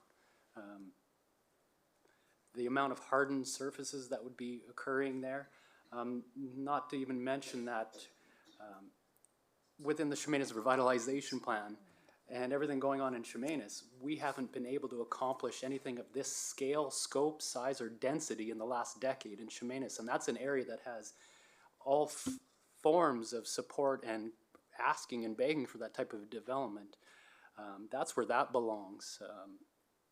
Like the new condo and development in Crofton, right in the middle of town, where Tony's wonderful condo that went in there and commercial spaces where a pharmacy now supports, and 2 more businesses support Crofton. Like, those are the places where we're looking to this density. There's a time and a place for everything, and this just isn't the place. There is areas where ecological integrity, riparian areas, Gary Oak sensitive ecosystems, and open lands. And then this one as well too. It's not that it's just this site. It has a cumulative effect because we're fortunate right now with the Duncan Lodge lands that are all open, porous grounds that are be able to perform their ecological function as well. So you're getting the cumulative effect by the neighboring properties that add to wildlife and ecologically important areas. So I'll be supporting staff's recommendation to deny, and that this is inconsistent with the OCP. Thanks, Councillor Stash. Hey, you don't have to. You and I can skip it and we can just call the vote, whatever your preference. I live in this neighborhood. You know, I got voted in by some of the people that are in this room. And, you know, sometimes in life you got to do some things that aren't easy. And sometimes you have to do things that are fair and don't go towards favoritism.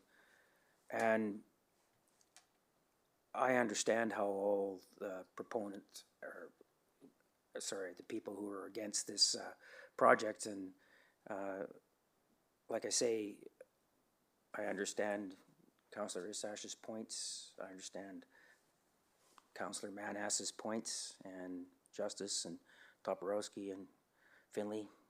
Haven't heard yours yet, but The thing is, for me, I have to vote for what I believe in, and unfortunately, for me, this is something that I believe in. So, thank you.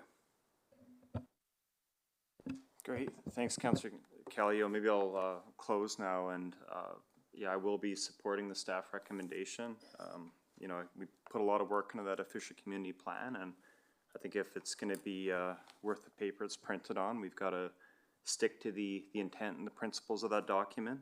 Even regardless of the OCP, I think this you know, this development is just not the right location for it. This is more suitable for area closer to one of our existing growth centers rather than on a sensitive ecological area on the shores of Cowichan Lake. So for those reasons, I will be supporting the recommendation.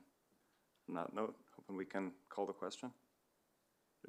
Councillor Sash. Just to clarify again, because we've all spoke a great deal, I would like clarity on the motion on the floor. The motion is to deny zoning amendment application said B 164 Lot 2 Moose Road due to it being inconsistent with the land use designation in the official community plan. So that was moved by Councillor Justice, seconded by Councillor Toporowski. Ready for the question? All right, all in favor?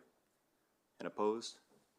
Motion carries with Councillors Manhouse, Callio, and Finley opposed. So we've got one more proposal here under item section 9.2. So this is the 7022 Bell McKinnon Road, and the staff recommendation is to deny the zoning amendment application.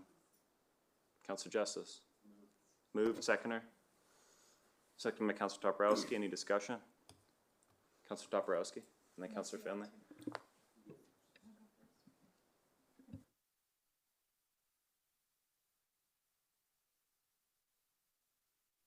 Justice, then Councillor Finley, and then Councillor Toporowski if she wants.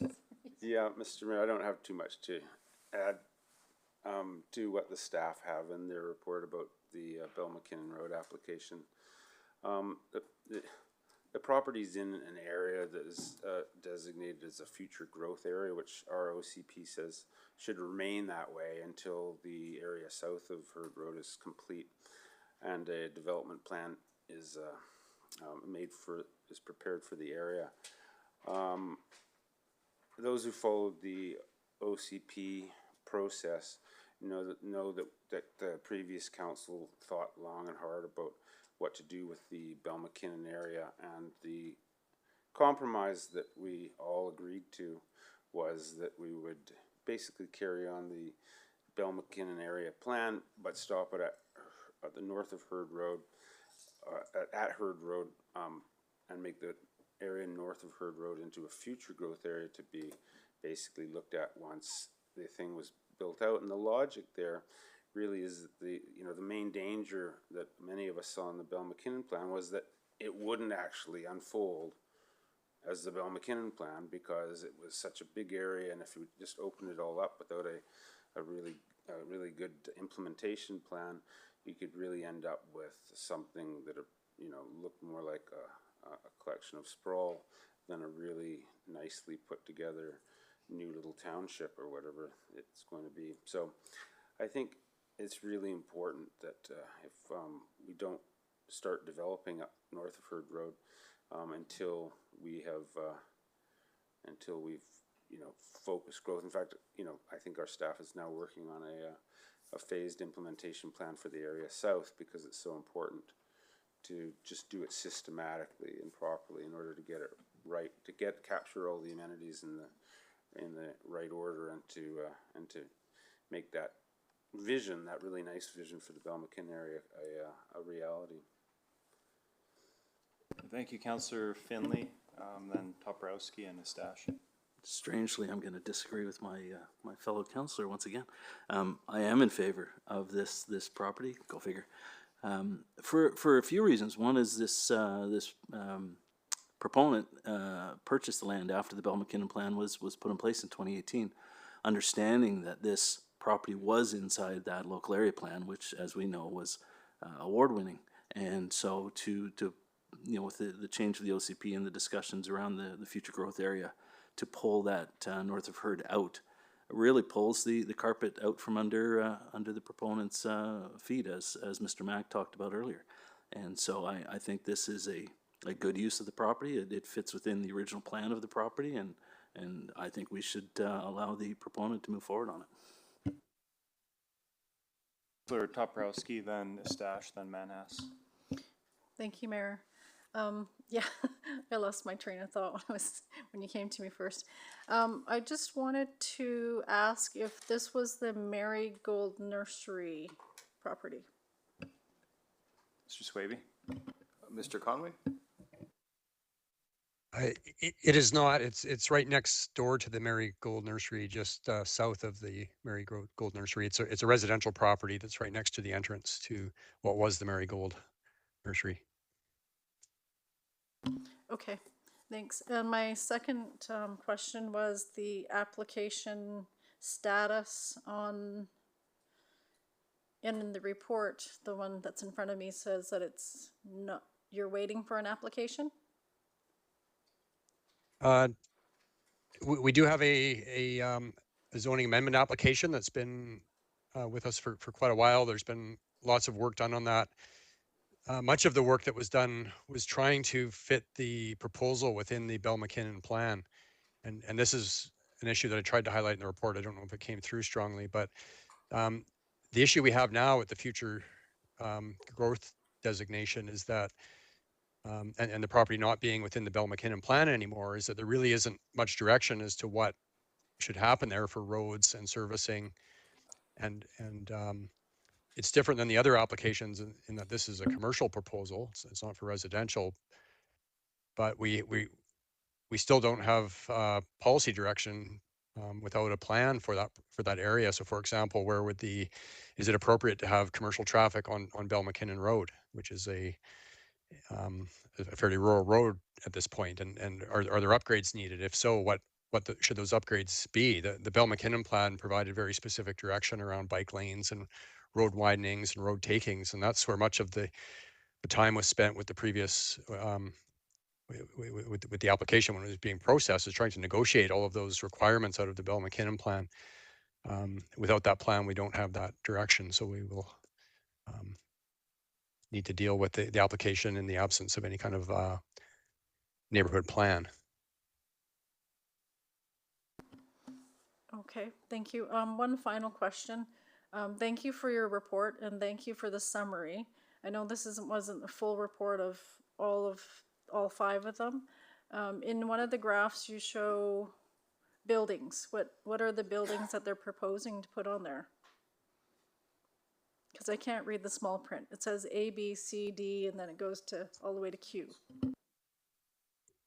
Yeah, so the applicant has provided a development concept that shows a number of commercial units that would, I believe the intention is to stratify the units, but they would basically be what we call highway commercial uses. So they could be anything from warehouses to retail spaces to light industrial uses are also permitted within that zone that's being requested. So the future uses we won't know exactly because they're really meant to be leased or sold to future businesses.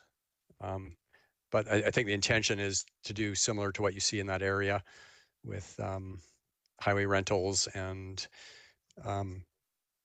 sort of business park, commercial type uses that would be typical of that highway area. Okay, thanks. Sorry, I have many questions about this one. So I know that we've cut off the development just past the hospital on Bell McKinnon. So this was an area that's going to be future growth. And this application, if we didn't pass it today, would still be able to come forward for future development. Is that correct? Because it doesn't fit right now.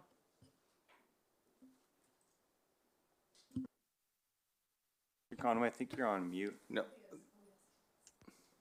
Apologies.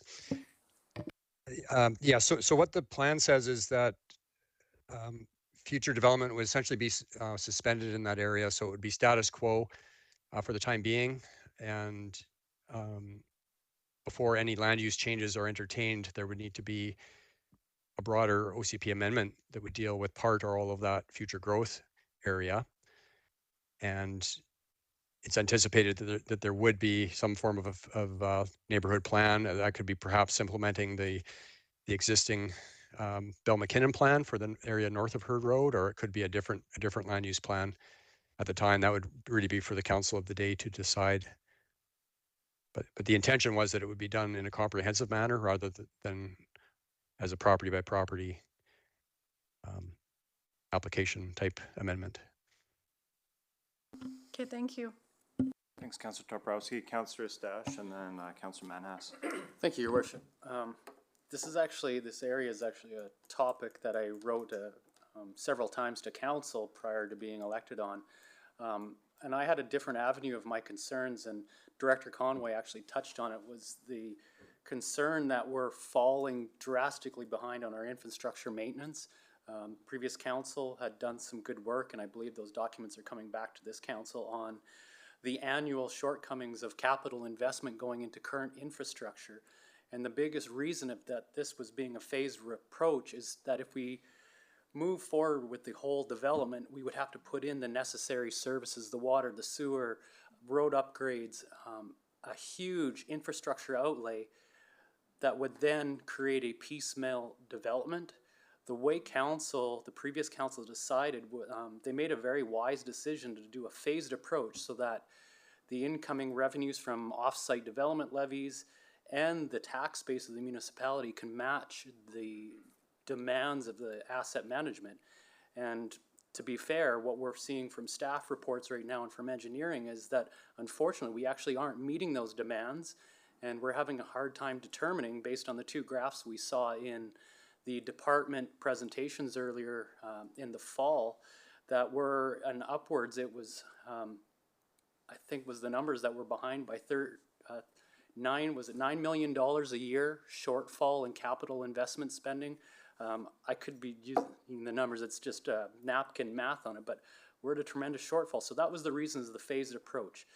This phased approach is working extremely well with what's happening just off of Paddle Road and Drinkwater Road, as that's the first phase of the Bell McKinnon area plan, and that's going to work its way up Drinkwater Road towards the hospital. We're going to infill it adequately to meet the infrastructure needs, and the municipality isn't going to be burdened with not meeting the demands of our past infrastructure that has to be seen. We've seen from our increases to water and sewer over the next, just by later tonight, we're going to be approving increases to the entire municipality's water and sewer bills because we have so much infrastructure demands. And even in that, our engineering departments are being conservative on the infrastructure that they're doing because they don't want to see huge tax raises every year. So this one isn't as simple as approving a simple development, and I support the development here, and I absolutely love the whole Bell McKinnon area plan. And furthermore, as a cyclist, that whole Bell McKinnon route is the Cowichan Valley Trail right now, and is going to be an upgraded active transportation corridor for the cycling commuter that I am, that I enjoy. But this one, I won't be supporting the approval of this one at this point, just because our infrastructure demands and what's required of that is just forcing us to extend ourselves to, in a sense, living in a house bigger than we can afford. We need to be modest and control our growth within our means. And that means being accountable to the unsexy stuff, and that's called infrastructure. So that's the root of mine. It's not that it's the zoning or where it is, but we have to be very mindful on how we expand the as you say, the skeleton and the structure that holds up the entire municipality. Councillor Stash, Councillor Manhas. Just to follow up on Councillor Stash, we need growth in order to keep up with the infrastructure spending. If we're stagnant, we have no growth. We're not going to keep up. We're not going to have any extra revenues and stuff to keep up with infrastructure. We have to have growth. You have to have economic growth in order to increase your money coming into the coffers and for capital growth and stuff like that. Anyways, I was going to say the same thing what Councillor Finley said. You know, this was Bell McKinnon Local Area Plan was an award-winning plan. It was bought in by 95, I think high 90% of the population of Bell McKinnon. Then with the stroke of the pen of this council, of the past council, We deleted that. We into less than half of what the original plan was. I think this is a perfect growth area. There's a new hospital going in. Where else are people going to live? Where else are people going to go? Where else are people going to do commerce? I think so I totally support this this application, and I think we should go ahead with this commercial stuff. We need growth. We need, and this was a growth area. We all have to understand. This Bell McKinnon local area plan was a growth area until, by stroke of a pen, by last council again, this was reduced to less than half of the original plan, which was brought in by over 90% of the residents of Bell McKinnon. That's all I'll say. So Councillor Callio and then Councillor Stash, and then Councillor Finley, then hopefully I can close after that. In agreement with Councillor Manhas, I agree with the stroke of a pen, things were changed. And this potential development is right next door to already existing commercial. There, if you're looking at the maps and things like that, Highway Rentals is down the road. There's a rental building right next door to that, just across the road, all on Sprott Road. To myself, you know, and Councillor Toporowski mentioned the defunct greenhouse, and that's just right behind this property. It actually adjoins it, and to me it just seems like it's a logical place to put a commercial property right beside a street full of commercial properties. In regards to the OCP being changed, I think that this is the kind of thing that happens when the OCP gets changed, and you leave people. You leave them on the outside. Thank you. Councillor Stash for anything new, and same goes for you, Councillor Finley. You too, just very quick. I do get what Councillor Just is saying, but I just wanted to put a quick rebuttal on that, and maybe the opportunity for down the road for staff to look into maybe a presentation to council on all the municipal government training that's ongoing through the Strong Towns organization. And the one thing that they've been talking about, and it goes to exactly what I spoke about with regards to, building out more than we can sustain. That's where they're finding the fatal flaw with communities are using future growth to pay for past growth. So the analogy that's going through, and it's being taught now and documented, is that it's, in a way, it's a Ponzi scheme of development. We need to have sound development. We need developers to work with us, but we can't keep using new development to pay for old development because we're never getting ahead. It's as very simple as if we apply to our own personal lives, you can only do debt consolidation so many times and using new debt to pay for old debt. Sometimes we need to rein it in and have smart, sound fiscal growth, because development isn't only about providing housing and commerce and the ability for everybody to live sound, and also to make, in all fairness, of course, we should have businesses profit and developers profit. They're the ones who help build our community. But we need to do it in a way that has fiscal responsibility routed in every it. So I just wanted to use that quick, so not so much new information, but as just a fair rebuttal to Councillor Manhas's comment on understanding that in not every case can we rely on future money to pay for old money. We need to watch our spending, and we need to be fiscally accountable, or else we're going to be increasing taxes to pay for the infrastructure we can't afford. Great, thank you. Councillor Finley, then Councillor Justice. Thank you, Mr. Mayor. Just so I'm clear, it says can be serviced with municipal water, and maybe Mr. Conway can just speak to that. Does that mean the municipal water is at the lot line or coming down Bell McKinnon and easily accessible?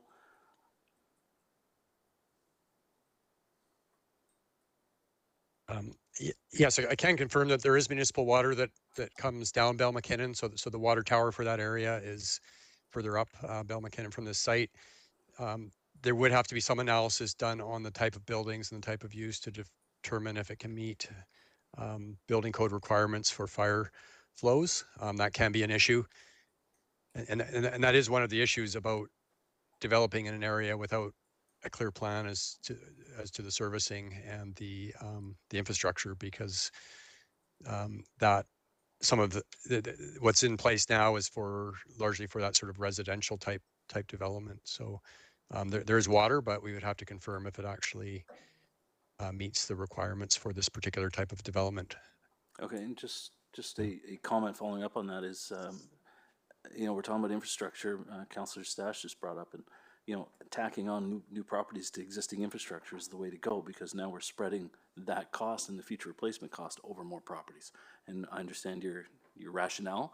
I disagree with your rationale, but I understand your rationale. And I think tapping into an existing infrastructure, we're not adding new infrastructure. Now it might need to be upgraded, and that's potentially something that the proponent has to deal with, as far as increasing pump stations or what have you to make sure the fire flows are correct. But having that sort of property in that sort of area when we've got infrastructure in place makes a ton of sense to me. Thanks. Councillor Justice. Thank you, Mr. Mayor. I'd just like to thank Councillor Stash for bringing up the issue of infrastructure, debt, and asset management. I think it's a very important consideration when you're talking about phased development, and one that I neglectfully didn't mention myself. I also wanted, for the people who aren't as familiar with the goings on at the municipality as we are, just wanted to point out that what Councillor Manhas means when he says with a stroke of a pen, it's a metaphor for a 4-year-long OCP process vetted by thousands of citizens. Okay, thanks for that. Okay. If I could close, I think a couple of the key concepts here we've got to keep in mind are compromise and then the phased approach. And I think it was, as some of my colleagues here have noted, the idea of cutting off the urban containment boundary at Herd Road was seen as a compromise around this council table, as we had spent the better part of 4 years debating how we wanted to proceed with the Bell McKinnon local area plan. And there were certainly some folks who wanted to continue with what was outlined in the plan as adopted by the council before that, and others who wanted something much, much smaller than what was proposed there. And again, what we landed on was a compromise after many meetings around this table, many hours of discussion among staff, analysis from our Citizens Advisory Committee and our consultants. And I'm really hoping we don't have to rehash that debate over and over again over these next 4 years. And I don't mean that as any disrespect to council, because we're all free to bring forward our views on this, but really hoping we can move on from that compromise. The other part is with regards to the phased approach, and that's another compromise that we landed on around this table. There was concern about opening up that amount of land in such a short period of time would lead to fragmented, hodgepodge, leapfrog development. And the idea was that if you could break it up into phases, that you're going to have a much more orderly development consistent with the vision as outlined in the Bell McKinnon local area plan. I think it was, as Councillor Stash pointed out, we're seeing that playing out now in the area just north of the Cowichan Commons, which is actually part of the Bell McKinnon local area plan. The idea now is to move from the area just north of the Forest Museum all the way up to Herd Road and to develop an implementation plan for within that zone. Once we reach the full build out as a vision in there, then council decides, do we want to keep going north on Herd Road? But if we start approving these one-off developments, yeah, I mean, we could approve this proposal as is, but I guess the question we got to ask ourselves is that, say, a few years from now, or decades, whatever it might be, when we reach full build out of south of Herd Road, is that, what is that the development we would want on that particular site? We might be in a stage by then where we want to see something at a much higher density, perhaps with a residential component.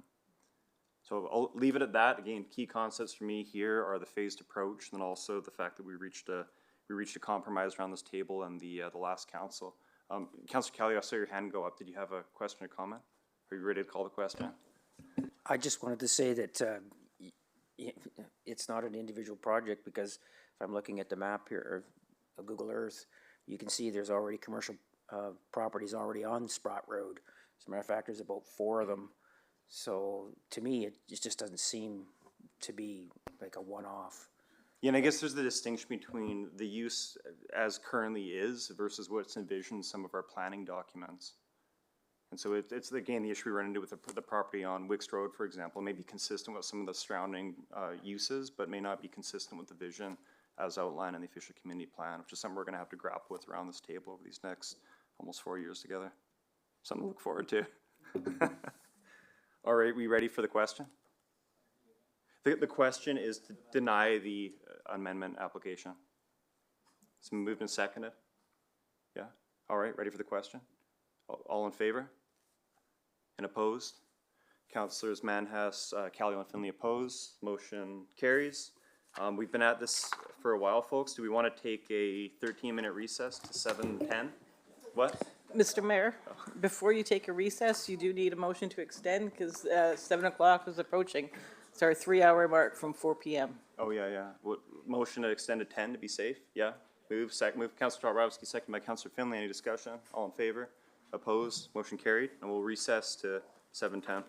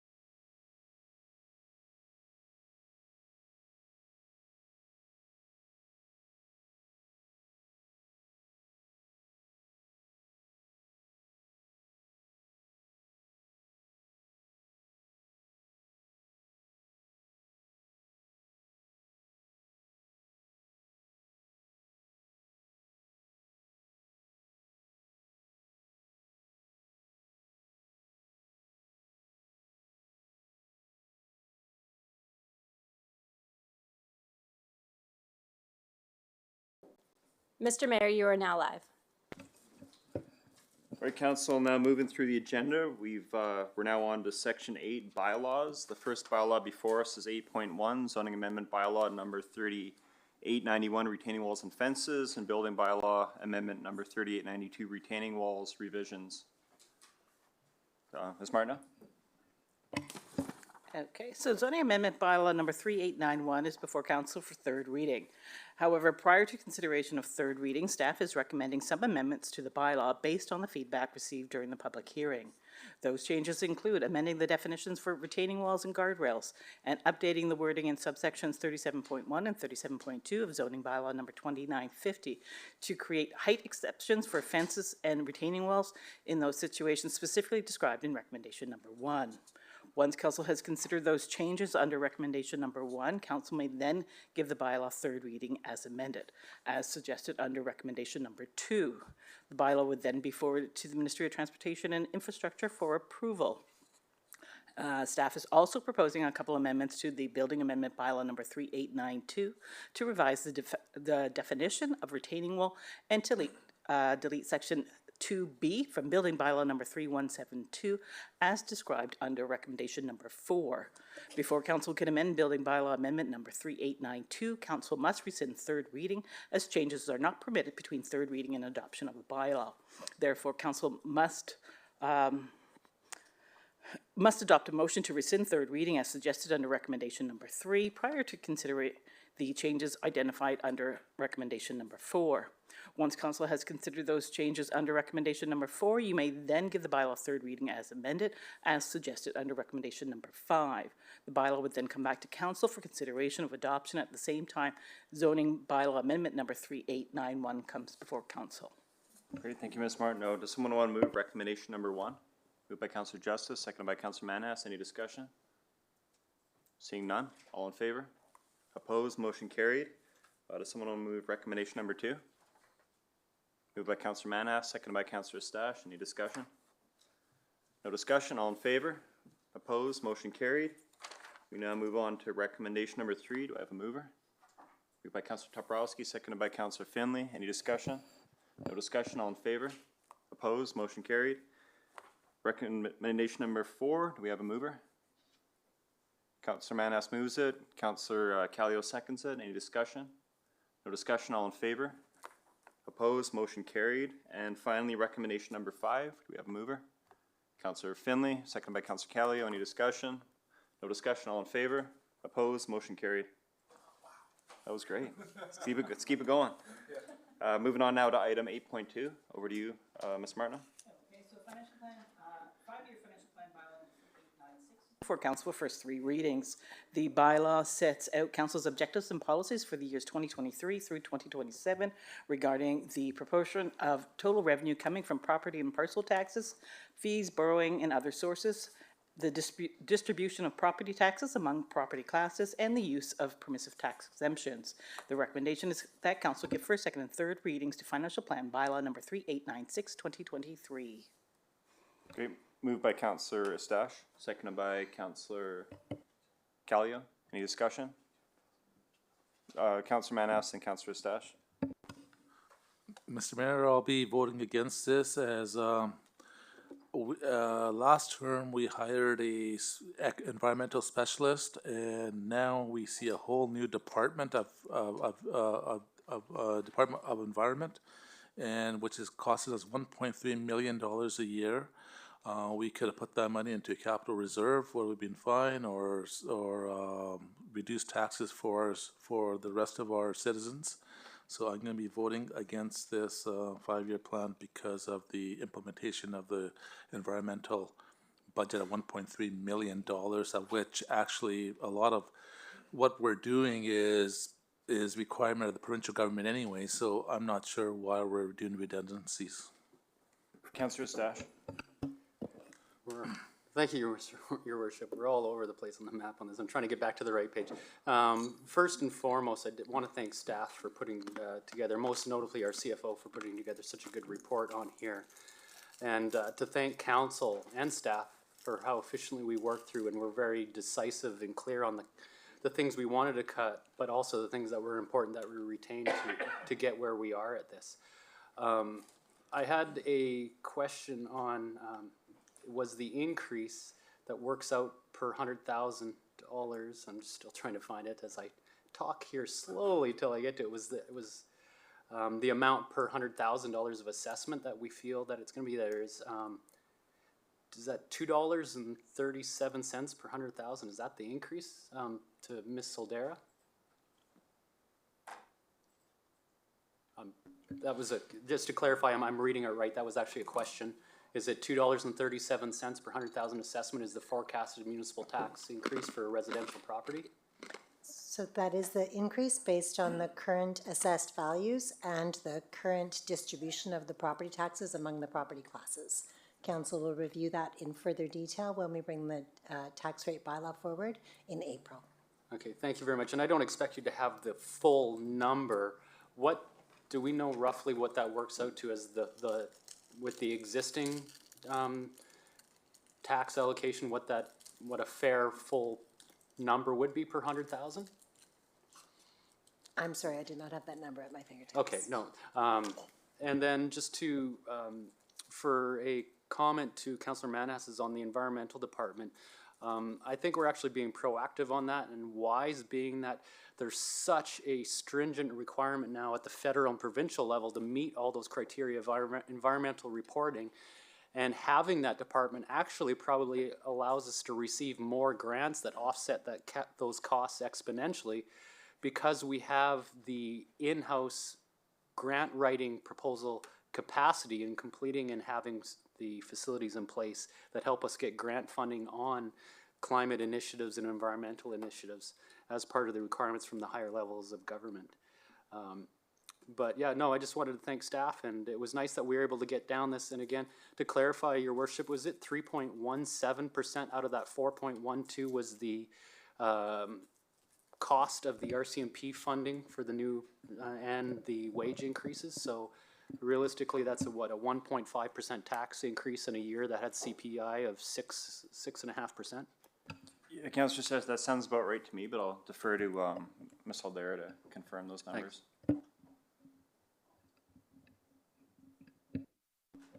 That does sound correct, yes. Yeah, Councillor. Thank you, Your Worship. I had typed that in social media, and I wanted to make sure that my facts were correct based on the press release that you had given with the earlier in the year that on that 3.17, and just making sure it was still the same. Thank you. Councillor Finlay. Thank you, Mr. Mayor. I'm also not going to be in favor of this, voting for this 5-year plan right now for several reasons. One is 4.82% increase in taxes when you take the average of last year, 659,724 assessed value in North Cowichan, plus the increase in garbage fees of $72, plus the 5% sewer parcel tax in Crofton, plus the 3% water parcel tax in Crofton, plus the minimum rates increase, plus the recreational increase of $113. When you take those increases, plus the 4.82% over the average assessed value, it works out to a 17.4% increase this year. So that dollar number is a 17% increase over last year's taxes. So in Crofton specifically. Now, of course, there's different areas of the community that have different tax rates. You're not getting a $113 increase in South End or Maple Bay on the recreation. So of course it changes slightly, but I'm here speaking for Crofton at this moment. My suggestion, and this might rock the boat, but I like rocking the boat, you guys know that, is to postpone the garbage, the automated garbage for a year, and truly analyze the cost of implications, review Squamish's electric truck, see how that goes for a year, test those results and give taxpayers some relief due to the cost of living, interest rate increases, and these other tax increases. Our residents need a break. I would also like to recommend, and this is really going to rock the boat, that council rescind our cost of living increase for council wage and show leadership in trying to keep our costs, our tax increases down by standing forward and taking a reduction of our council wage. Thank you. Thanks, Councillor Finley. Anyone else? Councillor Stash? To be fair, Councillor Finley, it's a little bit misleading to use the word percentages when speaking to user fees because they are flat rate user fees and they're not indicative of a percent increase on an assessment roll. The cost was approved when we do break down. The cost of the garbage increase is $4.80 per month. So $4.80 per month. And furthermore, it was shown that on the entire annual increase, it's 33 cents per month for the electric garbage truck. 33 cents for an electric garbage truck over a non-garbage truck. So again, a quarter, almost a quarter for an electric garbage truck. So to be fair on that, and while you know it's tokenism with the council's remuneration, it was a choice I made to be here, but I hired a person in the valley to look after my business, and I'm trying my best to meet the fair wage requirement put out by Social Planning Cowichan with the living wage. And to do that, I've extremely decreased my own personal income that I was making, and I do need the income from this to offset my cost of living. So we need to ensure that we don't keep rolling back wages, and it's a discussion that's happening across the board on all councils. It is a real job. It's not a volunteer position. We don't do it to serve, say, our ego or to say that I'm a community person. Yeah, we are here to serve the greater community, but also this is a real job. And if we don't pay real wages, we aren't going to have a diversity of our residential population to come forward because they can't make the sacrifices to be here. And we want those people to be able to make the sacrifices to be at this council table because we have a duty to provide remuneration so that we can have those people that maybe can't give up their job and offset daycare costs. The single mother or the dad who has 2 kids and he's trying to decide that he wants to have a good future in the community, but maybe he needs to offset his lost wages so that he can be here. We all make a significant financial choice when we're being here, but so it's such a small number, but it does make a difference in someone like me, that small wage. And to let everybody know, it was $175 per month. So when you break that out for the amount of meetings, the amount of committees I serve on, and the extra time I'm putting in here, yes, I spent a great deal of time as a community volunteer and doing a lot of non-remunerated work in the community, but this one, it deserves a higher level of respect and accountability, and with that comes the remuneration. So I won't be supporting either of the options you've put forward. Mr. Mayor, as a point of order, yeah, I don't think that a motion wasn't made, and although I really appreciate what Councillor Stash is saying, could we maybe keep focused on the matter? Thank you, Councillor Justice. I retract. Yeah, and I was going to turn to the corporate officer, but I believe if we were to pursue either of those options, we would, I would assume a member council would bring forward a notice of motion for the remuneration bylaw. And with regards to the automated garbage, I'm not sure if we would be in a position to consider that unless one of the members of council had voted in favor, brought it back for reconsideration. Mr. Mayor, I'd also have to check whether we've acted on the motion. It may be a moot point in terms of the automated garbage. All right, well, since the motion wasn't made, I'm going to turn back to Councillor Manhas and see if anyone else wants to weigh in. Yeah, I just wanted to make a comment about the remuneration. We did actually, last term, we did take a 10% cut during COVID because we felt the same challenges what everybody else was feeling by losing jobs, people losing jobs and stuff. So we did make that sacrifice then, and I have no issue moving forward with sacrificing now because I don't think there's a shortage of people applying to run. We had 15 people running for 6 positions on council last time, and even before that. So I have no issue, but I guess this will have to come through a notice of motion. Thanks. Great, thank you, Councillor Manhas. Any further comments? Councillor Sash? Sorry, Your Worship, to clarify, did you say that there wasn't a motion to approve on the floor at this point? No, there's a motion to adopt the recommendation. Just Okay. Councillor Finley had a couple suggestions, but they weren't actually motions. They were just suggestions on how we might amend the budget.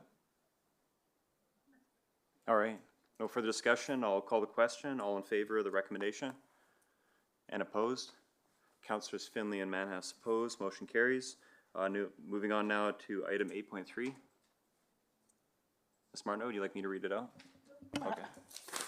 I just had a few clicks I had to do, sorry. all good. Okay, so sewer and water parcel tax amendment bylaw number 3893 is before council for first three readings.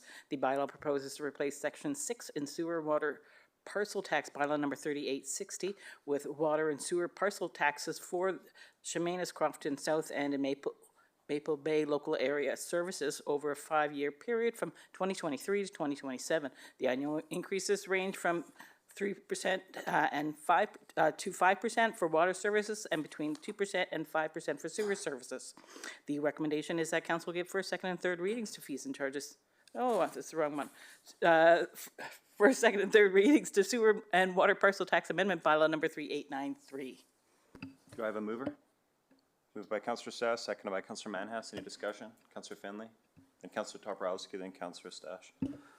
Thank you, Mr. Mayor. As I said, I look at this from the Crofton perspective and the increase in fees, and obviously we've got a smaller system in Crofton than are in other areas other than Maple Bay, obviously.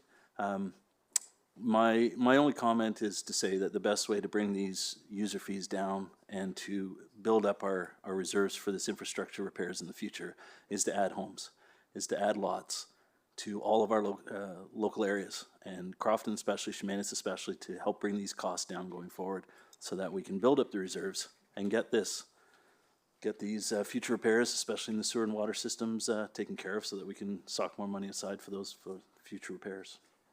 Thanks. Councillor Toporowski and then Councillor Stash. Thank you, Mayor. I might be jumping ahead here because I think it was fees and charges.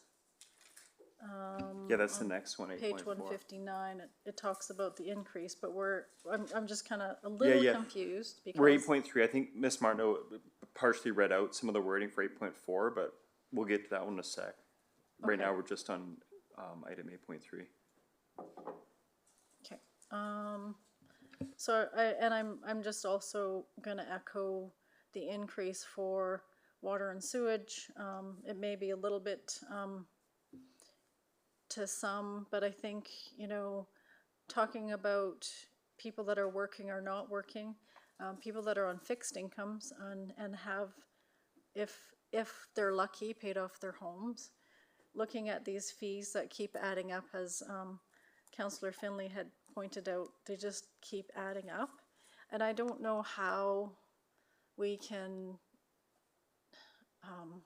alleviate the pain of this.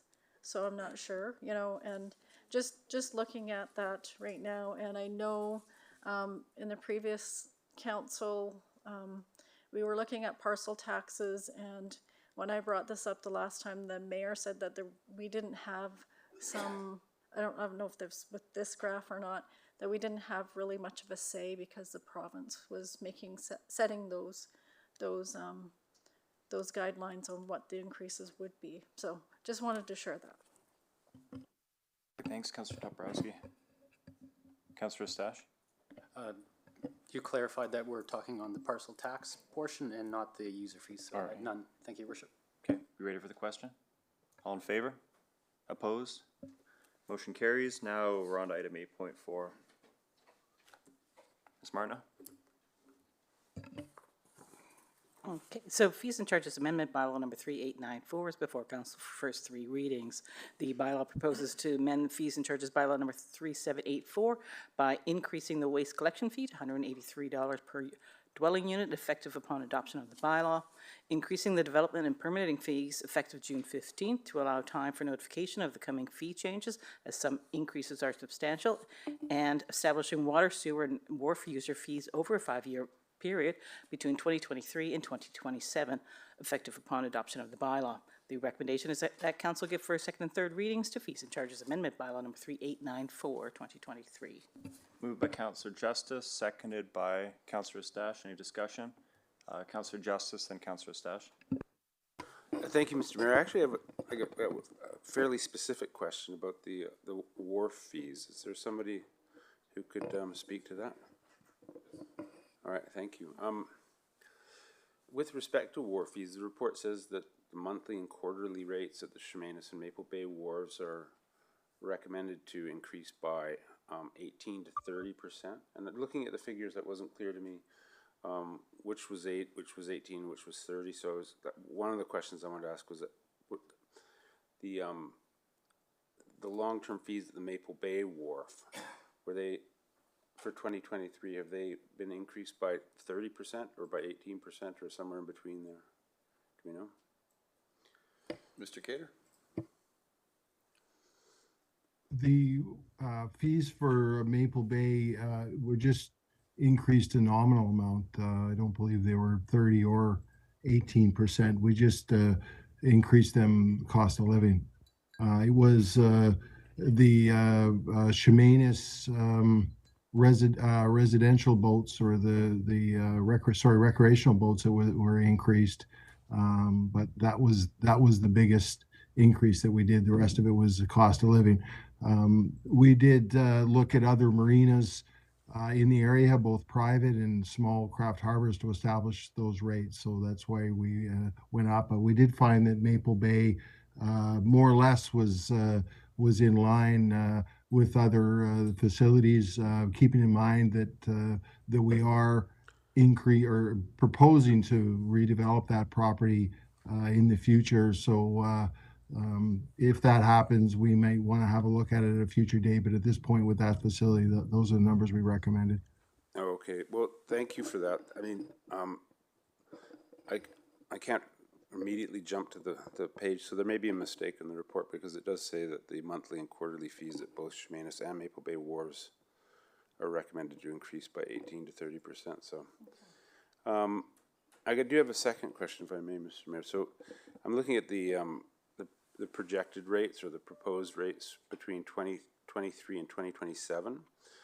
And the daily rate is scheduled to go from 75 cents per foot to $1.10 per foot, which is an increase of 45% over that period, 2023 to 2027. But the monthly rate is scheduled to go from $4.70 to $5.10, which is just a 10% rise. So I guess the question I'm asking is, what is the logic of increasing the day rate so much faster than the long-term rate? Because my understanding was that one of the hopes for the Maple Bay wharf was that there would be more opportunities for day users. So does that, I mean, shouldn't we be raising the monthly and quarterly rates at a higher rate than the day rates? Our objective there was to stay competitive with the other marinas. So when we looked at marinas all the way from Cowichan Bay up to Ladysmith and even beyond, that's the way that we wanted to keep them to be similar to what other marinas were. And I think that that's a number where whether it's daily or whether it's monthly, we can be competitive. And I don't think that we're necessarily going to have additional people that do daily. What we're thinking about in Maple Bay is we're thinking that we want to have some areas that are designated as short-term moorage. So they'll always be short-term moorage, and they'll, for the most part, always be filled up. So I don't think it's going to factor significantly with this change. Okay, well, I'll leave it at that. I might follow up with you, Mr. Cater, because obviously it's a little bit too arcane to talk about in this forum. Thank you. Councillor Stash, I think you were next. Yeah, thank you, Your Worship. It was just a clarity on how on the user fees for water and sewer. The sewer is is that going to be a one-time fee? It says sewer for residential, just using Chemainus as an example, is $153. So I imagine, will that be broken across the triannual billing? Because it shows water is broken out at $95, but is that 95? Is that a 95 times 3? Being that one says triannual and sewer doesn't, or is it 95 divided by 3? I couldn't get quite the clarity on that. Mr. Swaby, is that a engineering or finance question? Yeah. So page 169, column 2, line 4 under Chemainus. All of the sewer and water user fees have been, they should be expressed as a tri-annual billing, so that is 1/3 of the cost. Okay, just, okay, because, yeah, on the Chemainus sewer fees, it doesn't say triannual, it just says, so that would be,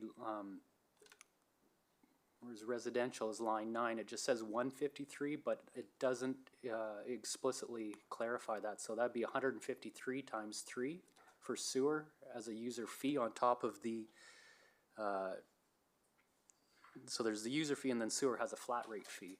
So I'm just trying to get clarity on 9 under sewer now, then that would be the on page 167.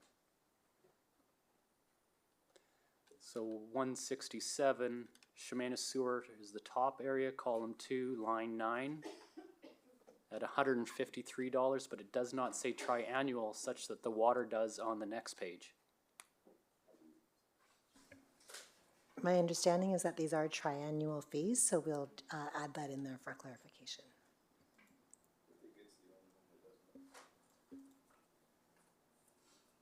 Mr. Mayor, we'll clarify that and get back to council. Thank you. We think it's triannual. Okay. All right, Ms. Chivy, if we're going to clarify that, do we want to hold off on adopting this? We're sure it's triannual. All right. Okay, so we can adopt the recommendation as is, and you'll deal with that? Yeah. All right. So I think that, did we move and second on this motion? Yeah, okay, move and second. Any further discussion? We call the question. All right, all in favor? Opposed? Motion carried. Moving on to item 8.5, Ms. Martineau. Okay, so delegation of authority amendment bylaw number 3895 is before council for first 3 readings.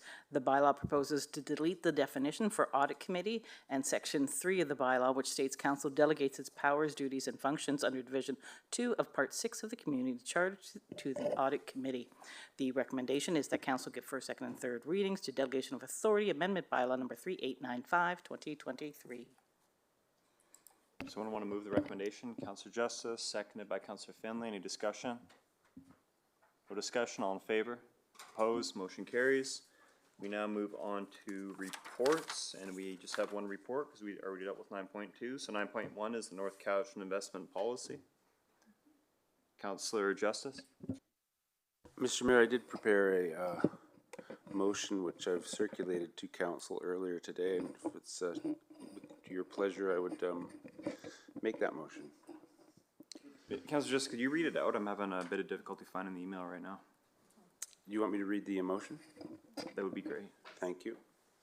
The motion is that the draft investment policy be referred back to staff to prepare a report on options for an investment policy or strategy that, in addition to prioritizing safety, liquidity, and return on investment, also, 1, reflects our OCP's overarching goals related to environmental and climate action and social justice. 2, is consistent with the municipality's acknowledgement of a climate emergency. And 3, considers the non-financial values of divestment from fossil fuel companies by supporting fossil fuel-free investment portfolios such as the MFA's Fossil Fuel-Free Short-Term Bond Fund, and of preferentially selecting investments that make positive contributions to environmental, social, and governance factors. And if I can get a seconder, I'll elaborate on that briefly. Is there a seconder? Councillor Stash? I'm not sure on the protocol. I'd second it with a suggestion for amendment of what he's proposed, Councillor Justice has. And then I would second it if he's willing to entertain any amendments to his motion. Ms. Martineau, you want to provide us with some guidance here? Okay, so once the motion is seconded and it goes to the group for debate, it belongs to council, no longer the mover, and it's up to council whether or not they want to amend that motion or not. Thank you. In that case, Your Worship, I'll second the motion. You'll second it, and then do you want to speak to it first, or let Councillor Stash propose the amendment? I'll cede the floor to Councillor Justice and let him speak to it before I make the amendment suggestion. Okay, I'll be relatively brief. So, I mean, over the last couple of years, many cities, Victoria and Vancouver, Courtenay, Nanaimo, amongst others, have explored and adopted policies aimed at divestment and other aspects of ethical or responsible investment. And I guess the point is, this is pretty mainstream stuff by now, and there are many models to follow. We were at the Local Government Learning Academy last week, of course, and learned that the Municipal Finance Authority now has these responsible investment funds, including the one I mentioned, the fossil fuel-free short-term bond fund, and several other financial products that follow ESG investing strategy. And I think most people would agree that it's important that our investments reflect and contribute to those things that we're trying to achieve, and I guess that our money goes where our values are. So beyond that, I would say that our OCP has adopted a policy framework that guides us to find a policy sweet spot where we're not leaving anybody behind from life's essentials, but we're not exceeding the local ecological limits or planetary limits, planetary boundaries, and I think this reflects a consensus in our community that environmental, climate, and social justice issues are in the long-term best interests of not just the community but the planet as a whole. So I think our council, like many others, has acknowledged also the climate crisis, and we've agreed to put a lens on all planning and decision-making, so that naturally should include investments. And of course, there's much to consider beyond those things in making investment decisions, and I'm not suggesting we abandon the 3 objectives in the draft plan, i.e. safety, liquidity, and return on investments, but that we consider adding a 4th sort of objective, which might be termed responsible investing, and but I would leave the details up to staff to think through. So again, the motion is just for some options to how we can move towards some responsibility in our investment decisions as a municipality that is consistent with our OCP and with our acknowledgement of a climate emergency. Thank you, Councillor Justice. Councillor Stash. Thank you, Your Worship.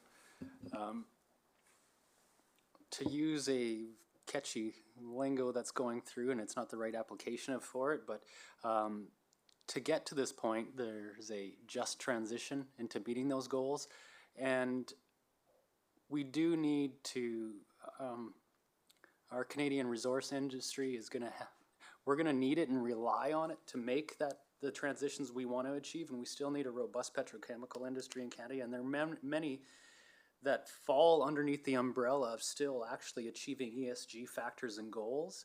So with that, my suggestion was so that we can still support resource industry in Canada that's making significant steps towards reaching and getting their ESG recognition through bonds and funds, is that we word it such that maybe that final line is just preferentially selecting investments that make positive contributions to ESG, or it could be that bonds that breach the ESG criteria, following up with the LGLA comments. And myself, I invest in ESGs myself, but those still do support resource industries that are making tangible changes to meet climate goals and targets set out by the provincial and federal governments. So we can still support the resource industry because we need them to help us get to that next step. So it's just the wording of 3.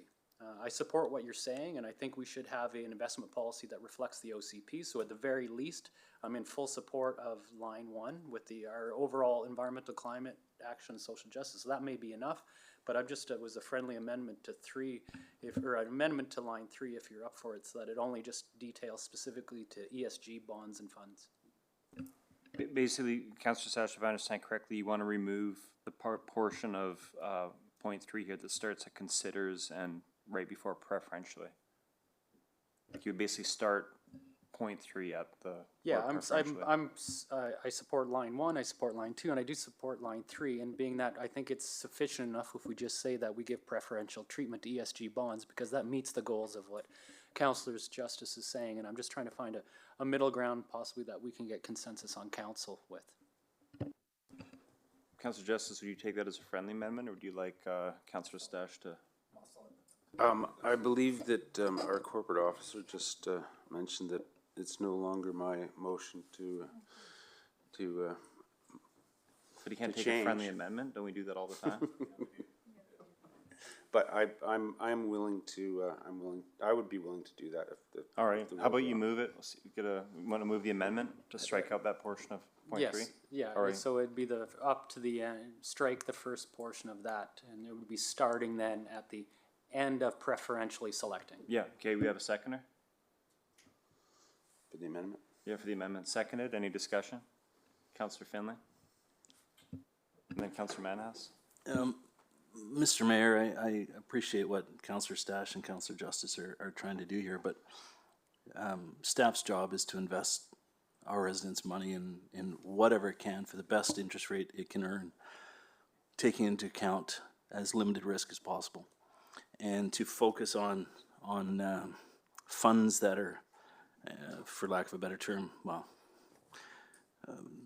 climate change focused. I just want to go back to the customer satisfaction survey results were only 7% of North Cowichan residents suggested that climate change and the environment is the top issue to take action on. So there's a substantial amount of our community that may not focus on that. So I think we've got 32,000 people in our community, give or take, that we've got to really look at the money that we have set aside in reserves and so forth and invest it wisely for the best return possible without any hindrances. I don't think we should be in boxes at all. I think we should give these ridiculously talented staff we have carte blanche on what is the best investments that we need to do for our residents and our reserves. Councillor Finlay, Councillor Manhouse? Thank you, Mr. Mayor. I agree with Councillor Finley. Actually, we would be doing a disservice to our residents whose money we have in reserves. We've overtaxed them, more or less, right? And that's why we have the money in reserves, or we do have money in reserves because we potentially, we actually in our budget we taxed our residents for to create those reserves for future use, and I don't think we should limit our taxpayers' hard-earned money just on the specific types of investments. We're just talking about here about our sewage fees, or water tax, and our parcel taxes being high and stuff. This is going to further actually reduce our revenues. I totally believe UVic tried this actually a few years ago, so did UBC, and now they're struggling for cash because their investments have not been up to snuff what they should be. And I think the same thing that's going to happen here. And again, this is a disservice to our own residents whose hard-earned money is that we have in reserves for investments. Thank you, Councillor Manhouse. You ready to call the question on the amendment, or any further discussion? We have a clarification on what the motion is at this time. Okay, so the motion, it's the one Councillor Justice read it. Do you want me to read it out? Yes. Okay, so the motion is, and I'm just going to not read out. Mr. Mayor, I think the motion under discussion right now is the amendment. Yeah, so the amendment, sorry, is to strike out. I was just going to read it out with the with the text subject to the amendment removed, but it's to remove a portion of the wording under the third point, because there's 3 points to the recommendation, to the motion. And so it's basically removing the part that references fossil fuel, divestment from fossil fuel companies by supporting fossil fuel-free investment portfolios, such as the MFA fossil fuel-free short-term bond fund. So it's cutting that part out and then just instead leaving the second part of it that says preferentially selecting investments that make positive contributions to the environmental, social, and governance factors. All right, so we ready to vote on the amendment? All right, all in favor? And opposed? The motion passes with Councillors Manhouse and Finlay opposed. So now we're going to vote on the main motion as amended with that portion of point 3 removed. And do you want me to read it out, the whole thing? Yeah, all right. So the motion, and what you read out was the same as what you emailed us, right? Yeah, okay. Do you want to read it out? Okay. So the motion is that the draft investment policy be referred back to staff to prepare a report on options for an investment policy strategy that, in addition to prioritizing safety, liquidity, and return on investment, also, 1, reflects our OCP's overarching goals related to environmental and climate action and social justice, 2, is consistent with the municipality's acknowledgement of a climate emergency, and 3, preferentially selects investments that make positive contributions to environmental, social, and governance factors. Councillor Manhas, to the motion as amended. Yeah, just a quick comment. You know, all of us here, I believe, besides maybe Councillor Callio, drives a electric car. We all came here, you know, with fossil fuels, and so I think this is a total hypocritical motion. Councillor Justice, and then maybe we can call the question. Mr. Mayor, I'll refrain from my comments for now. We'll do it later. All right. Councillor Toporowski. Oh, wow. When I invest money, I go the safe way. So, and I'm struggling with wanting to support your motion. I see where you're going with that, with your motion. So at this time, I'm just looking at the report in sections 149 and how we, you know, our community charter talks about keeping our funds secure and all those different things. So that's where I'm at on this motion. So not that I'm not thinking that this should go through or anything, but I'm just kind of he just kind of threw this out there while we were receiving all these emails today. So right now I'm just at the end of the day kind of going, huh, thanks. Thanks, Councillor Toporowski. Councillor Stash. Just to put Councillor Toporowski at ease, an ESG is a Canadian savings bond. An ESG is a municipal bond. An ESG is a provincial bond. So the majority of actually, if you even bought a broad Canadian bond index in Canada right now, and you got the broad market, the majority of those actually would be ESGs. Canadian municipalities and the provincial government and the federal government actually have a AAA rating. If you actually, through the full presentation that was given last week, is that even by their nature, governments are ESGs, because everything you do at the government level is rooted in environmental, social, and good governance. So they have the highest safety of return on investment. So that's just one example of what one of the bonds is that as a municipality, we can invest in Canadian short-term and long-term bonds offered by the Canadian government. And they come with a AAA rating by Moody's out of the US, is one of the largest investment rating companies, and a AAA rating is one of the most sound, long-term, secure investments you can get.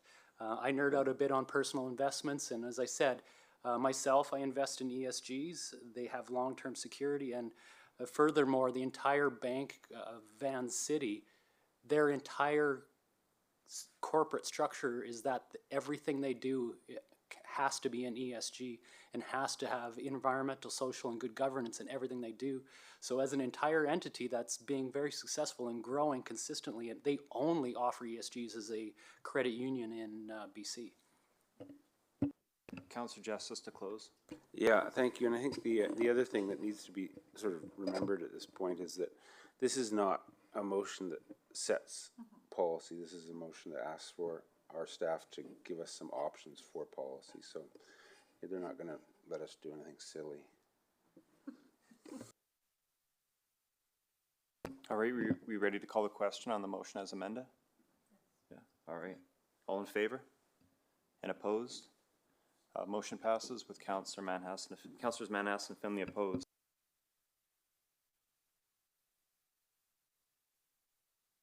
On to Mr. Mayor, the CFO has something she wants to share with you. Yeah. Over to you, Ms. Saldar. Thank you, and sorry for the interruption. I just wanted to confirm for council, I did confirm that the sewer numbers are annual rates, not triannual. I misspoke, so I don't want anyone to worry that they're going to pay 3 times that amount. That is an annual rate that's in the fees and charges bylaw. Great, thank you.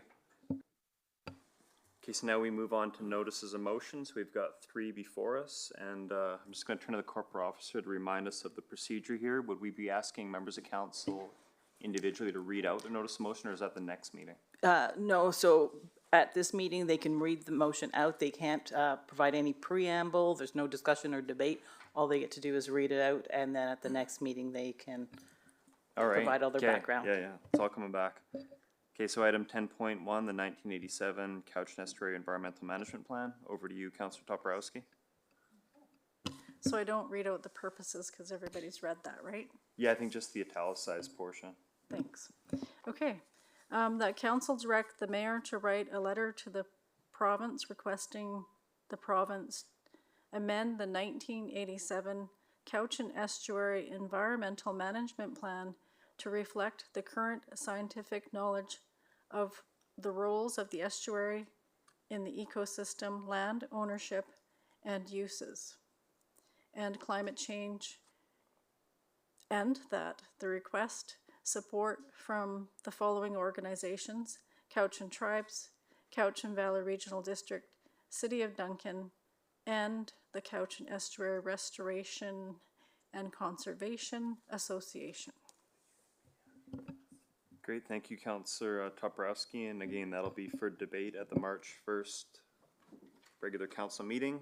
Item 10.2 is the Federation of Canadian Municipalities Annual Convention. Again, a resolution for the March 1st meeting. Over to you, Councillor Justice, if you'd like to read it out. Thank you, Mr. Mayor. The motion is that council amend the council conference attendance policy by striking out the mayor and 1 councillor randomly selected is in subsection 3.1 and inserting all members of council are to enable all members to attend the FCM annual convention. Great, thanks. And moving on now to item 10.3, use of Mount Richards trails by mountain bikers. Again, this is for debate at the March 1st regular council meeting. Over to you, Councillor Stash, if you'd like to read it out. Thank you, Worship. On just real quick on the 10.3, I should have caught it in the agenda as presented. It was use of Mount Richards trails by cyclists. There's just the scope of what was suggested there, because there's much different cycling, but I can't, we've approved the agenda, so that I just wanted to say that can't be put in there. Then my motion is that council refer the matter of sports tourism to the Economic Development Committee and ask that they further investigate the proposal submitted by the Cowichan Trails Stewardship Society to sanction Mount Richards for mixed-use outdoor recreation that encompasses cycling, and the committee make a recommendation to council that considers the economic, social, and environmental impacts that cycling may pose to Mount Richards and other user groups. Great, thank you, Councillor Stash. Moving on now to new business. We had a number of items pulled from the consent agenda. So we'll start with item 3.1.3, Committee of the Whole meeting recommendation for endorsement. I believe that was you who pulled that, Councillor Justice. Yeah, thanks, Mr. Mayor. I just was wanting to give council the opportunity to consider whether or not we want to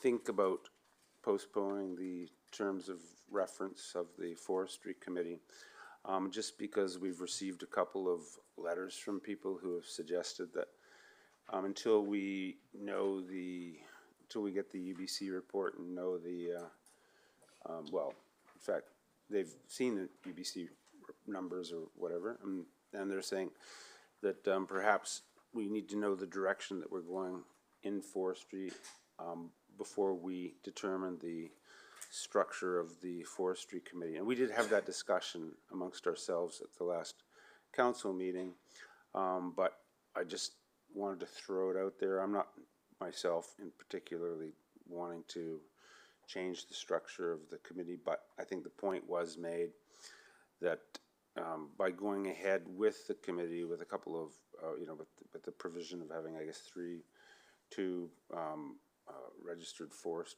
professionals on it, we might be sending a signal to the community that we've, made up our mind on a direction or something like that. Anyway, I just wanted to raise that as an issue in case somebody had some thoughts about that. Councillor Stash, you have some thoughts about that? Yeah, and that's why last meeting, and Councillor Justice, thanks for bringing that up.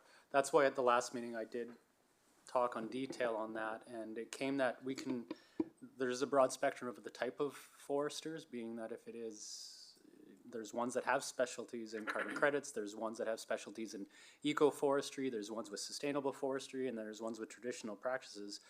And I think the summary that we got last week was that those applications come to council to approve the members if I'm clear. So when we advertise for those, that we're going to have the opportunity as positions come in to select the best criteria based on whatever the forest policy is. So I tried getting at what you're saying to make sure that we have the right scope in there. So it was that this allows us to be open and allows the Forest Advisory Committee to be flexible and organic to the needs of whatever may be the outcome. So I think we're achieving that. I understand the concerns that the board might not be reflective, but I think by the fact that council can approve the people that come forth in a application receiving process of people to be on the board, we can select the proper people that meet the look, feel, and vision of the future of the forest, determines of whatever that may be.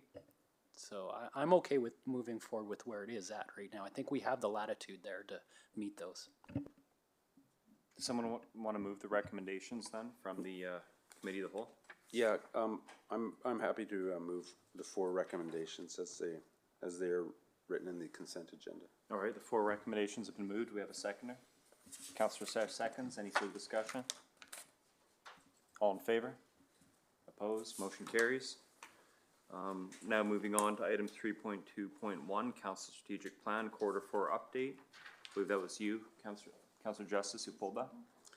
Yeah, Mr. Mayor, I did pull that because I was thinking that perhaps it was a good opportunity to ask a couple of questions about our progress under some of these. But I think the 2 questions that I really wanted to ask are for I think for our Dr. Preekshot, if he's available, and if he isn't, I could probably get to him offline.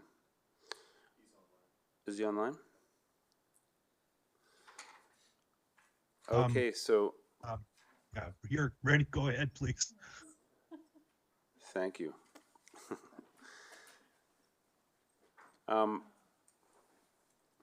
So under the action, integrate natural assets into the overall asset management program, the report says that funding approved for the EAP staff will be working with partners throughout 2023.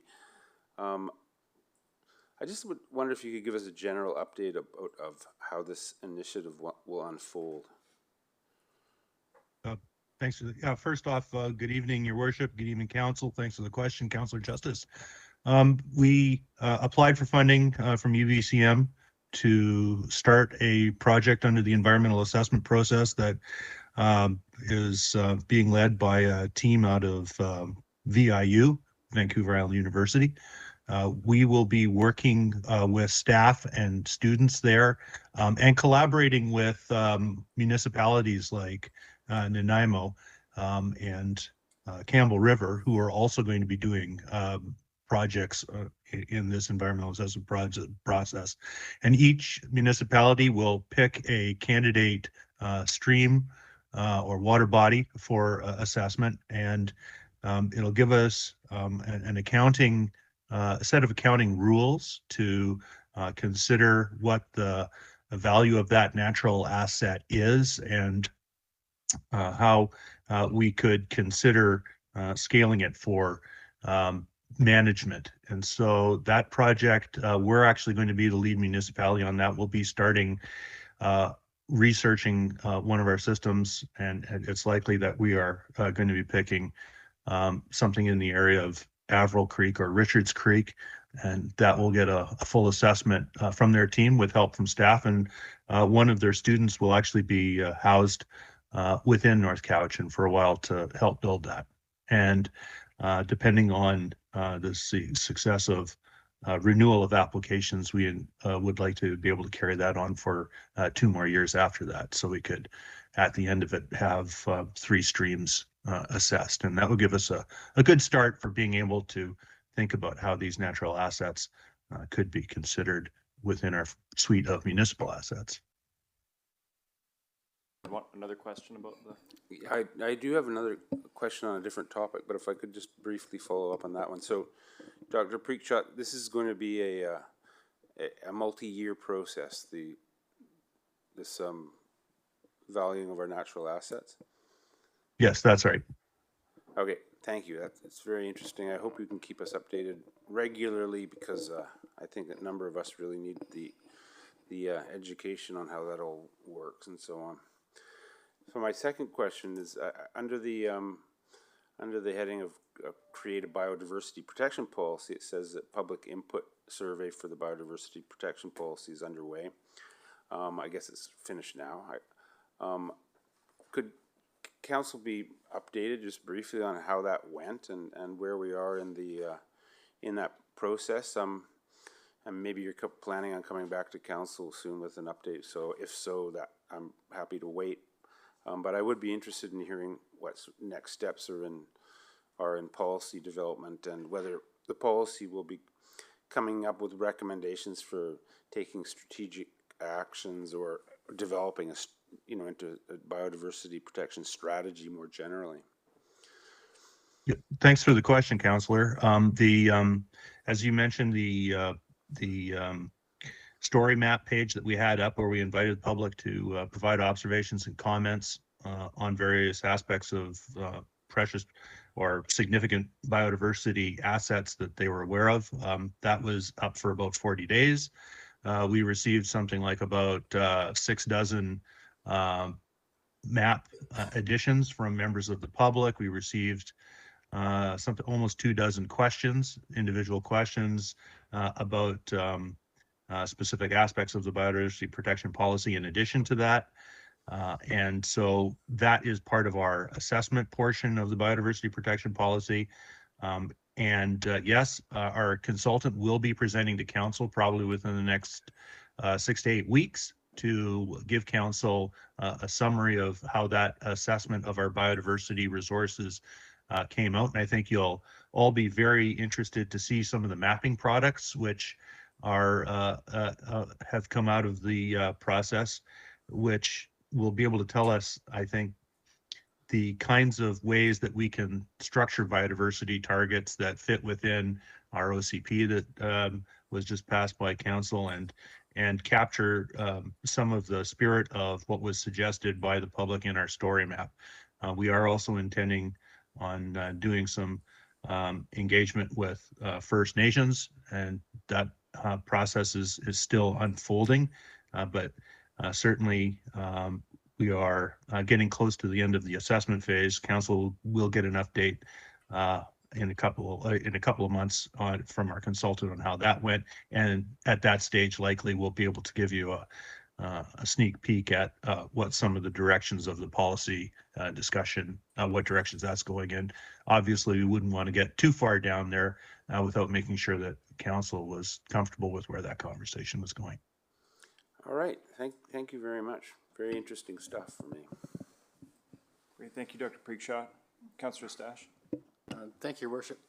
I just wanted to thank staff underneath this strategic action of supporting community groups and organizations. To thank all of the staff. I believe both our managers, George and Ted, both have met with the Belgian Waffle Ride group, as well with Neil, Parks manager, and as well with the BC Bike Race. Those are 2 of the largest events that are going to take place in BC this year, and they're happening here, and those further meet the goals of the other strategic priority of sports tourism. So I just really want to thank you for the help facilitating that. At our Crofton meeting at the mill last week as well, the manager there, they let me know that the Crofton Mill has actually been working with the Belgian Waffle Ride group as well, in collaboration with them for part of the route. Preliminary words right now is it's going to be the largest off-road cycling event ever held in BC. So that's happening here. So that's 1,000 international racers coming to the Cowichan Valley, primarily North Cowichan, and it's the city manager, our CAO did good work to make sure that the poster said North Cowichan on it, so that's everywhere all over BC right now, so some good exposure for North Cowichan there. And then as well, underneath, as I said, it's the huge economic potential coming in there. So thanks again, being that it's the initiative to grow sport tourism in the area. Past economic studies show that between these two races, we're optimistically going to see $400,000 come into the valley over those 4 days. So thank you to staff for facilitating all that work on both those initiatives. Thank you, Councillor Stash. Moving on now to item 3.2.4. Was that Councillor Finley or Councillor Manhas pulled that? Councillor Finley. Thank you, Mr. Mayor. I find this letter fascinating, this email fascinating from Myra Gear, because it just shows that even though we're in an endemic, there's still a view that we're in a pandemic. And we are one of only 2 provinces in the country that have not hired back unvaccinated healthcare workers. And what Myra Gear here says is 4,000 nurses. And I'm not sure the number, but I know it is thousands. So I don't want to disagree with this person. But I agree. I think we should write a letter encouraging Premier Eby to recall our unvaccinated healthcare workers to the healthcare industry. We are in a very, very difficult position with burnt out healthcare workers and residents of our province and our community, especially, that are being pushed back as far as care goes. And if we can hire back these workers into our healthcare system, I think that would be the best thing possible right now to alleviate some of our concerns.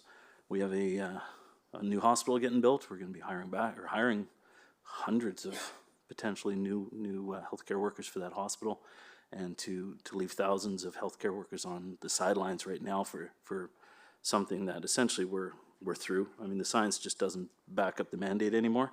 It may at the time, but it does not now.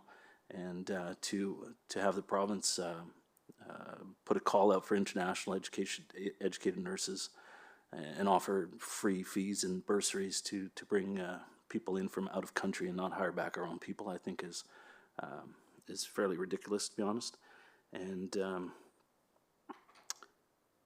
yeah, I think we're the majority of the community believes that we're beyond COVID. So let's open up. Let's get these people back to work. So I would like to recommend that we write a letter to Premier Eby encouraging him and Minister Dix to open up the healthcare system for those workers that were pushed to the side during the pandemic. Councillor Cowichan. I'm in total agreement with what Councillor Finley just said, and but in my own opinion, I don't think it's part of our mandate as a municipality to reach out to the minister and send a letter to them. You know, I think we should stay in our lane and neither veer left nor right. I agree with you, Bruce, that yes, we need to have these people back to work, but I don't think it's our place to send a letter to the minister to propose this. Thank you. Thank you, Councillor Callio. Councillor Manhassan, I'd like to Yeah, I will second Councillor Finley's motion or recommendation. I think we're totally in our right. We've written letters to federal ministers for things that are in the oceans way across everywhere and stuff. So I think we're totally within our right. Healthcare is important to our community. It's important to our citizens. They can't get the healthcare they need because we're short of staff, and I think this is the right way to go. I'm in agreement with Councillor Callio on this. We talk about staying in our lane and sticking to our knitting, and this, in my view, is well beyond our role as a municipality. Like, what I would suggest is anyone wants to make this a priority, reach out to the letter writer, get them to either contact these folks themselves or contact their local MLA and get them to write a letter to the provincial health officer. I cannot see how a provincial health officer is going to be swayed by a letter from a mayor because it's so far outside our jurisdiction. And I think generally we've got to be strategic with how we're reaching out to these ministers. We got into a habit in the last council. We all felt good about it. We sent off a lot of letters, and there may have been cases where it had an impact, but my sense was after a while we sent out so many letters that we kept getting these kind of stock responses. And I think we've got to be very strategic and focus these letters on areas where we're going to know we're going to have an impact. And I totally respect everybody's opinions around the table, but I cannot see us writing a letter on this having any impact. And again, it's going way beyond our lane as a municipality. Councilor Manis, I know you want to say something, so jump in. Mr. Mayor, you brought forward last term ideas or recommendations to write to different ministers at the federal level or provincial level. And why is this any different? I just think it has more pull when a municipality writes to the minister or to the ministers and the premier or the prime minister rather than an individual person. We've done this before. I think this is totally within our lane. And I think for this, I think what we need to do is, if it's the will of council, if we vote, if the will of council is for the mayor to send a letter, the mayor should be, because the mayor is acting on behalf of a council decision. Right? And that's what, right? And so I think it's the prerogative of the mayor to actually send a letter with his signature if council believes it or not. I remember last term even, the mayor Sebring did not agree with a lot of stuff that people were bringing, what we brought forward. But he still put his signature as a mayor, as a representative for the municipality. I agree. And if council passes that, then that's a council resolution. I'm offering my opinion on the motion that I don't think it's appropriate. There's nothing in the Local Government Act, the Community Charter, which clearly outlines our powers. This is anything about municipalities getting involved in decisions around, requirements for healthcare sector with regards to the Office of the Provincial Health Officer. And I take your point, Councillor Manas, that we sent a whole lot of letters in the last council, and I brought forward some of that. But perhaps it's a lesson learned on my part that, I perhaps naively thought during the last term that all those letters were going to have an impact, or, resolutions, the Union of BC Municipalities Conference. But I think I learned the hard way that those aren't always effective as one might hope. So, Councillor Toporowski and Justice. Thank you, Mayor. I won't support this motion for you to write to letter. I'm not a healthcare professional. I'm not a nurse. I'm not a doctor. So the recommendations that come down from the healthcare system and whoever they put into those positions to guide us for safety in our communities, I support that decision. Also, I support some of my family members that would like to take the holistic or those natural path kind of ways of dealing with their health, and I respect that. But I think as a municipality, we went through COVID and we had these recommendations set down on everybody across everywhere, and I commend our CAO and our staff for working around what we could do here on, including all our staff and not, making that divide within our staff, because they were able to go online and do those things and be able to participate in work and feel safe, because all of us have a different safety level, right? So I think, just going with that, I think, yes, I do agree with not sending that letter, because this is something that's not in our lane. Okay, Councillor Justice, then Councillor Eustache. Thank you, Mr. Mayor. So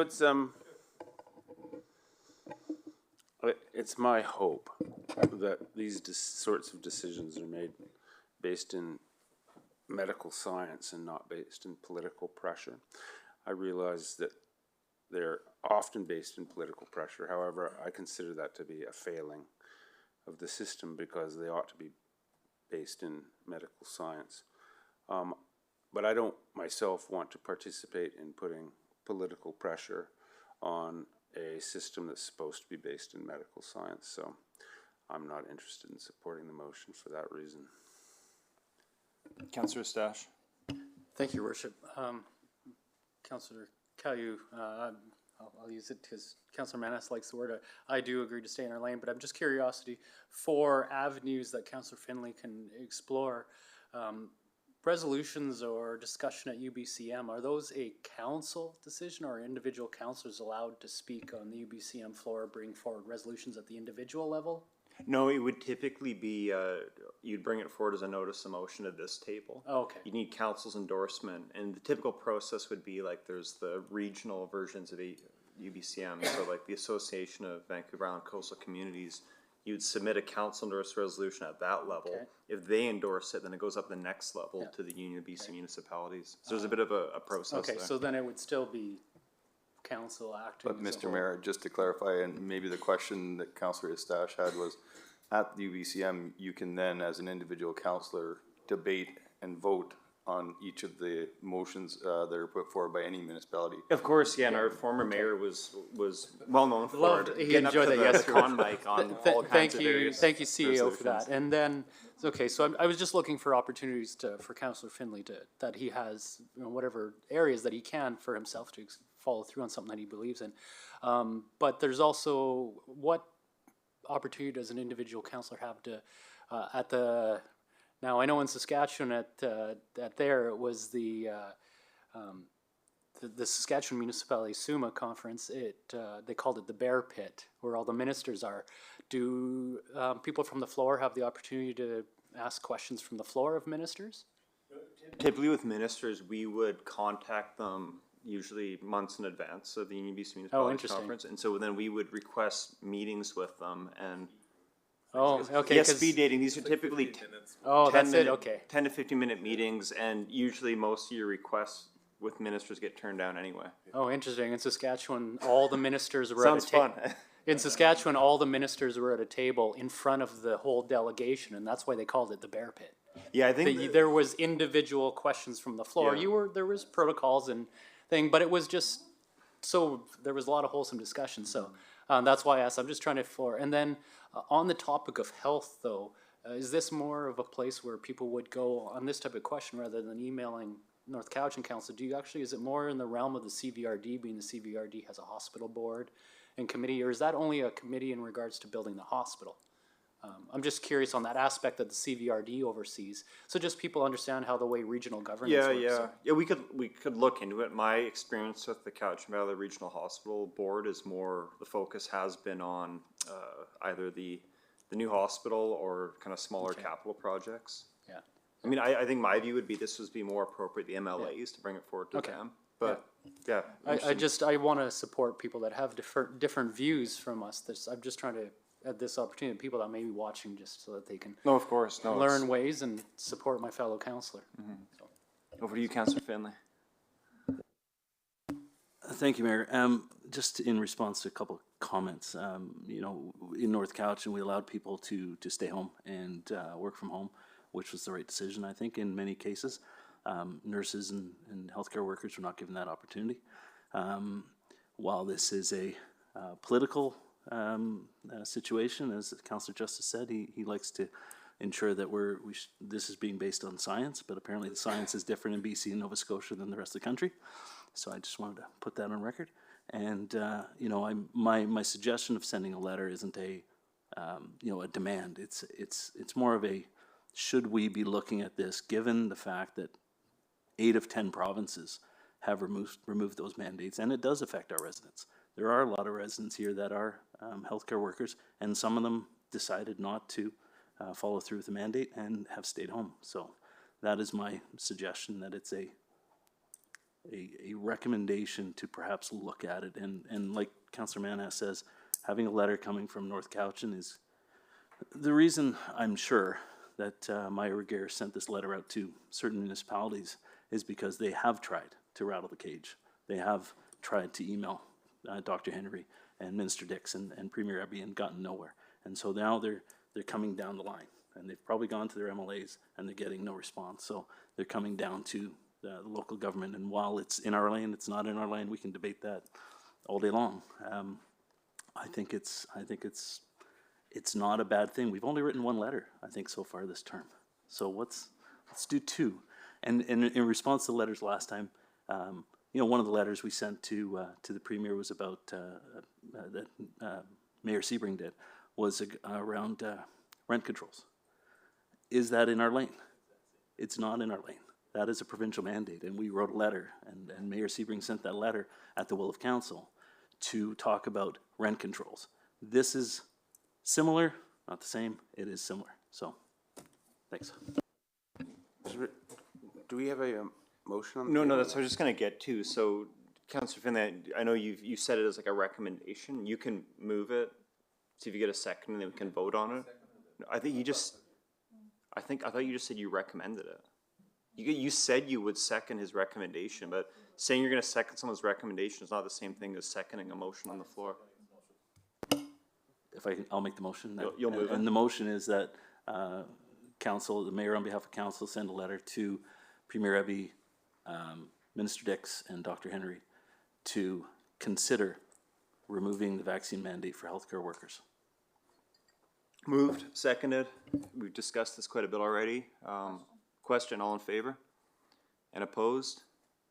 Motion is defeated with councillors Callio, Eustache, the mayor, Toporowski, and Justice opposed. All right, moving on now. Item 3.2.6. I pulled this one.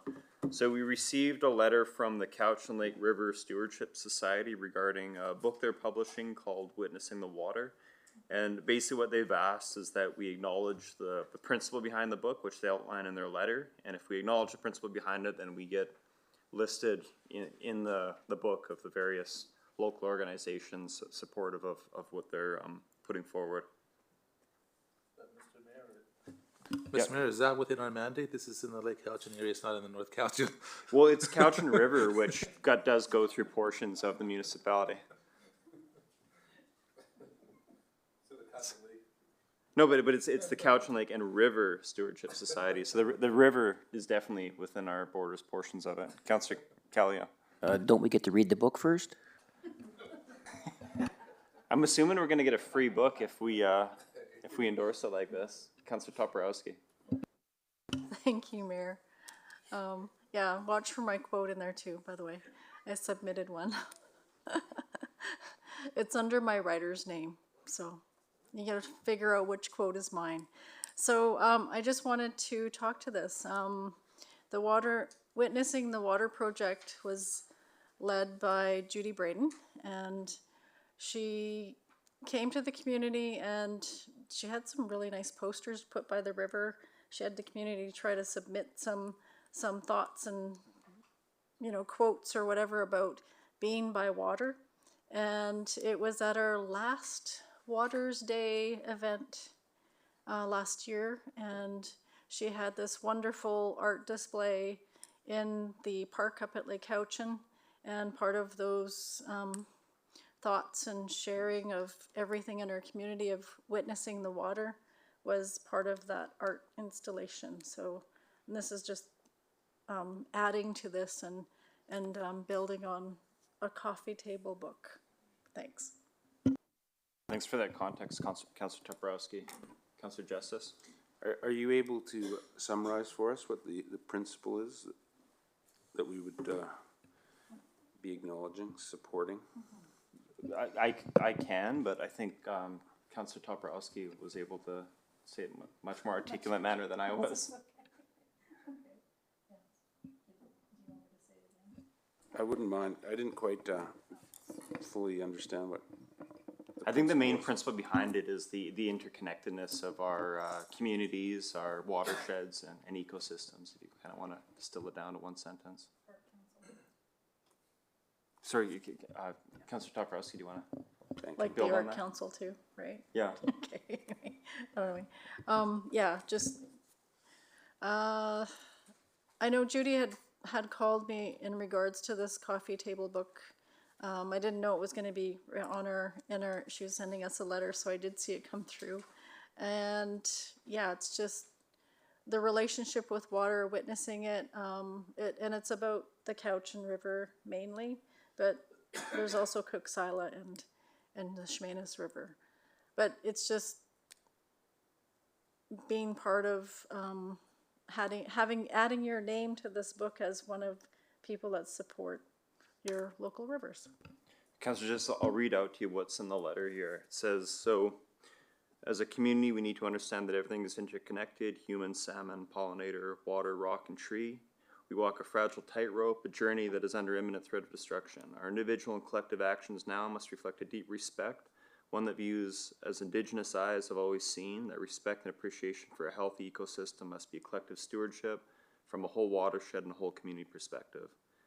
So that's the principle behind it, and the request is, so the support we're asking for at this time is not monetary, nor does involve any volunteer engagement. It's simply an acknowledgement that the principle behind the book is embraced by our local governments. All right. So the motion then, if someone wants to move, it would simply be that council acknowledge the principle behind the book, witnessing the water, an authentic relationship. Moved by Councillor Toporowski, second by Councillor Callio. Any discussion? All in favor? Opposed? Motion carried. Yeah. It just wore you down, hey? So the last item here, you pulled this, Councillor Manas 3.2.7. Yeah, I just wanted to say that that's the second time we had the same decision about Ministry of Transportation. I just want to say that this is the second time we've had the same answer from the Ministry of Transportation and Infrastructure, that hopefully we can now move forward with the proponents can now move forward with their original plans, and let's put this to rest. Great, thank you. So that sums up the new business. We can now move to section 13, question period. Is there anyone from the gallery or participating online who has a question for council? Oh gosh, bit of a marathon. Thank you very much, Mayor and Council. Sandy McPherson, 5734 Van Coy Road. And didn't get to speak at the beginning of the meeting, but I can form this into a question. It's concerning the couple of things: observations, council advisory policy. And I really appreciate that in there under public input is that it's open also for knowledgeable people, experts, to be called by advisory committees to come and speak, because there's no way that anybody who's chosen, all the members who are chosen to be on the committees can possibly cover everything. So I think that's great that that's in there. My question to you really though is under 7.3, where it talks about open for public attendance. And I know that the meetings are live streamed. The intent is to do that again. But I know there was also discussion at the Environment Advisory Committee meeting, the last iteration of it, that the meetings be archived. And I noticed that they're not to be archived. And I would really ask the question as to why they're not to be archived, because there's some really valuable information in there that doesn't necessarily get into the minutes, because the minutes are intended to just be very basic, you know, motions passed and all that sort of thing. So some of the richness of the discussion is missed and can be potentially used. So I would ask why that is the case, that they're not, none of the advisory committees are to be archived. Okay, thanks for the question. I'm going to turn to staff on this. Ms. Martineau? The main reason is that it's staff resources. So holding the likelihood of that a lot of our committee meetings will occur in the evening. We just don't have the staff resources to provide the technical backup in regards to live streaming. So with the committee meetings, we want them to return to in-person meetings. So it has less impact on our IT resources. Even if the meetings were to occur during the day, we're still pulling the IT staff away from their regular duties. So their other tasks are they're creating backlogs. So the intent here is to sort of go back to sort of like the pre-COVID where committees only met in person. And, and relying on what the official record is from each committee meeting, which is the minutes. That's your true record of your meeting, is your minutes that are adopted. So it's about, we just don't have the staff resources to sort of continue that process. When the committees were meeting electronically during COVID, that was different because we had to meet that way. So we had additional IT staff that we had COVID funding for that supported for that. So we want to sort of go back to the way things were so that, staff can catch up on their backloads and to reduce the impact on IT staff. Could I have a follow-up question? Yeah, of course, yeah. Just if the meetings are live streamed anyway, can you not just hit the record button? No, the committee meetings will not be live streamed. It says in the policy that they will be. I don't remember. In the council advisory policy, it says. Well, there was, it was in there that if they are to be electronic meetings, then there's a process, but I don't find that. There's nothing in here for live stream. I'm just doing it. I mean, it's just possible I misread it, but I thought that it said that the committee meetings would be live streamed. No. No, there is the provision for that if there is an electronic meeting, there's certain processes that create that exception where we have to make sure that before a resolution to allow the meeting to be electronic, that there is sufficient staff resources to be able to support that meeting electronically. But the whole intent with this policy is for committee meetings to return to in-person meeting to reduce the impact. Great, thank you. I'll now turn to IT staff and ask if any of the virtual attendees have their hands raised for question period. Oh, yeah, I can see we have one person with their hand raised. Yes, we do have a speaker. They've entered the meeting number in as their ID, so I will unmute you and we'll see if we can get to you. Please proceed.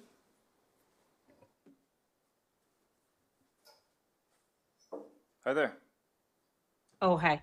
It's Adriana from Fairview Way. And I just had a question. When you said that it was out of your lane when it came to writing EB, why then was it in your lane for you guys to put in a vaccine passport at the pool? What's the difference? So I'm going to ask staff to It weigh was a in. provincial requirement. So I don't know if you heard that, but it was a provincial requirement. No, it wasn't. No, it actually was not in any of the orders. Council decided to put it into the pool on their own. We'd have to check, confirm it, Mr. Mayor, but I believe it was came out of a provincial order. Yeah, our recollection is it came out of provincial order. I think I do understand what you're getting at. There was one little bit of ambiguity at one point where we were going to have trouble enforcing the provincially required mandate while with regards to the fitness area, then also those swimming in the facility, which would have led to significant cost for the municipality. So there was some ambiguity with that, but then subsequently the Office of the Provincial Health Officer did provide clarification, and then we were fully following the provincial direction at that point. Okay, thank you. Yeah, we can follow up with more details if you have any more questions about that. Thank you. Any other virtual attendees with their... All right. Okay, so... We have no other hand raised. Oh, sorry, missed that. Okay, nobody with their hand raised. All right, so that concludes our open agenda. We do have a couple outstanding items on close. I know it's getting late, but I'm just going to suggest to council we move back into close, and then once we get back in our close, we decide if we want to continue with those outstanding items or deal with them at a later date. So motion to move into close by Councillor Finley, seconded by Councillor Toporowski. Excuse me, we do have to actually pass the motion for the sections that you want to close under. So I'll read the motion out. Oh, even though we were already in closed earlier? Yeah, you still have to Okay. close again. So that council closed the meeting at 8:43 PM to the public on the basis of sections 91C regarding labor relations and 92B regarding consideration of information held in confidence relating to negotiations with the province, and that the remainder of the meeting be closed to the public. All right. Got a move by Councillor Finley, second by Councillor Stash. Any discussion? All in favor? Opposed? Motion carried.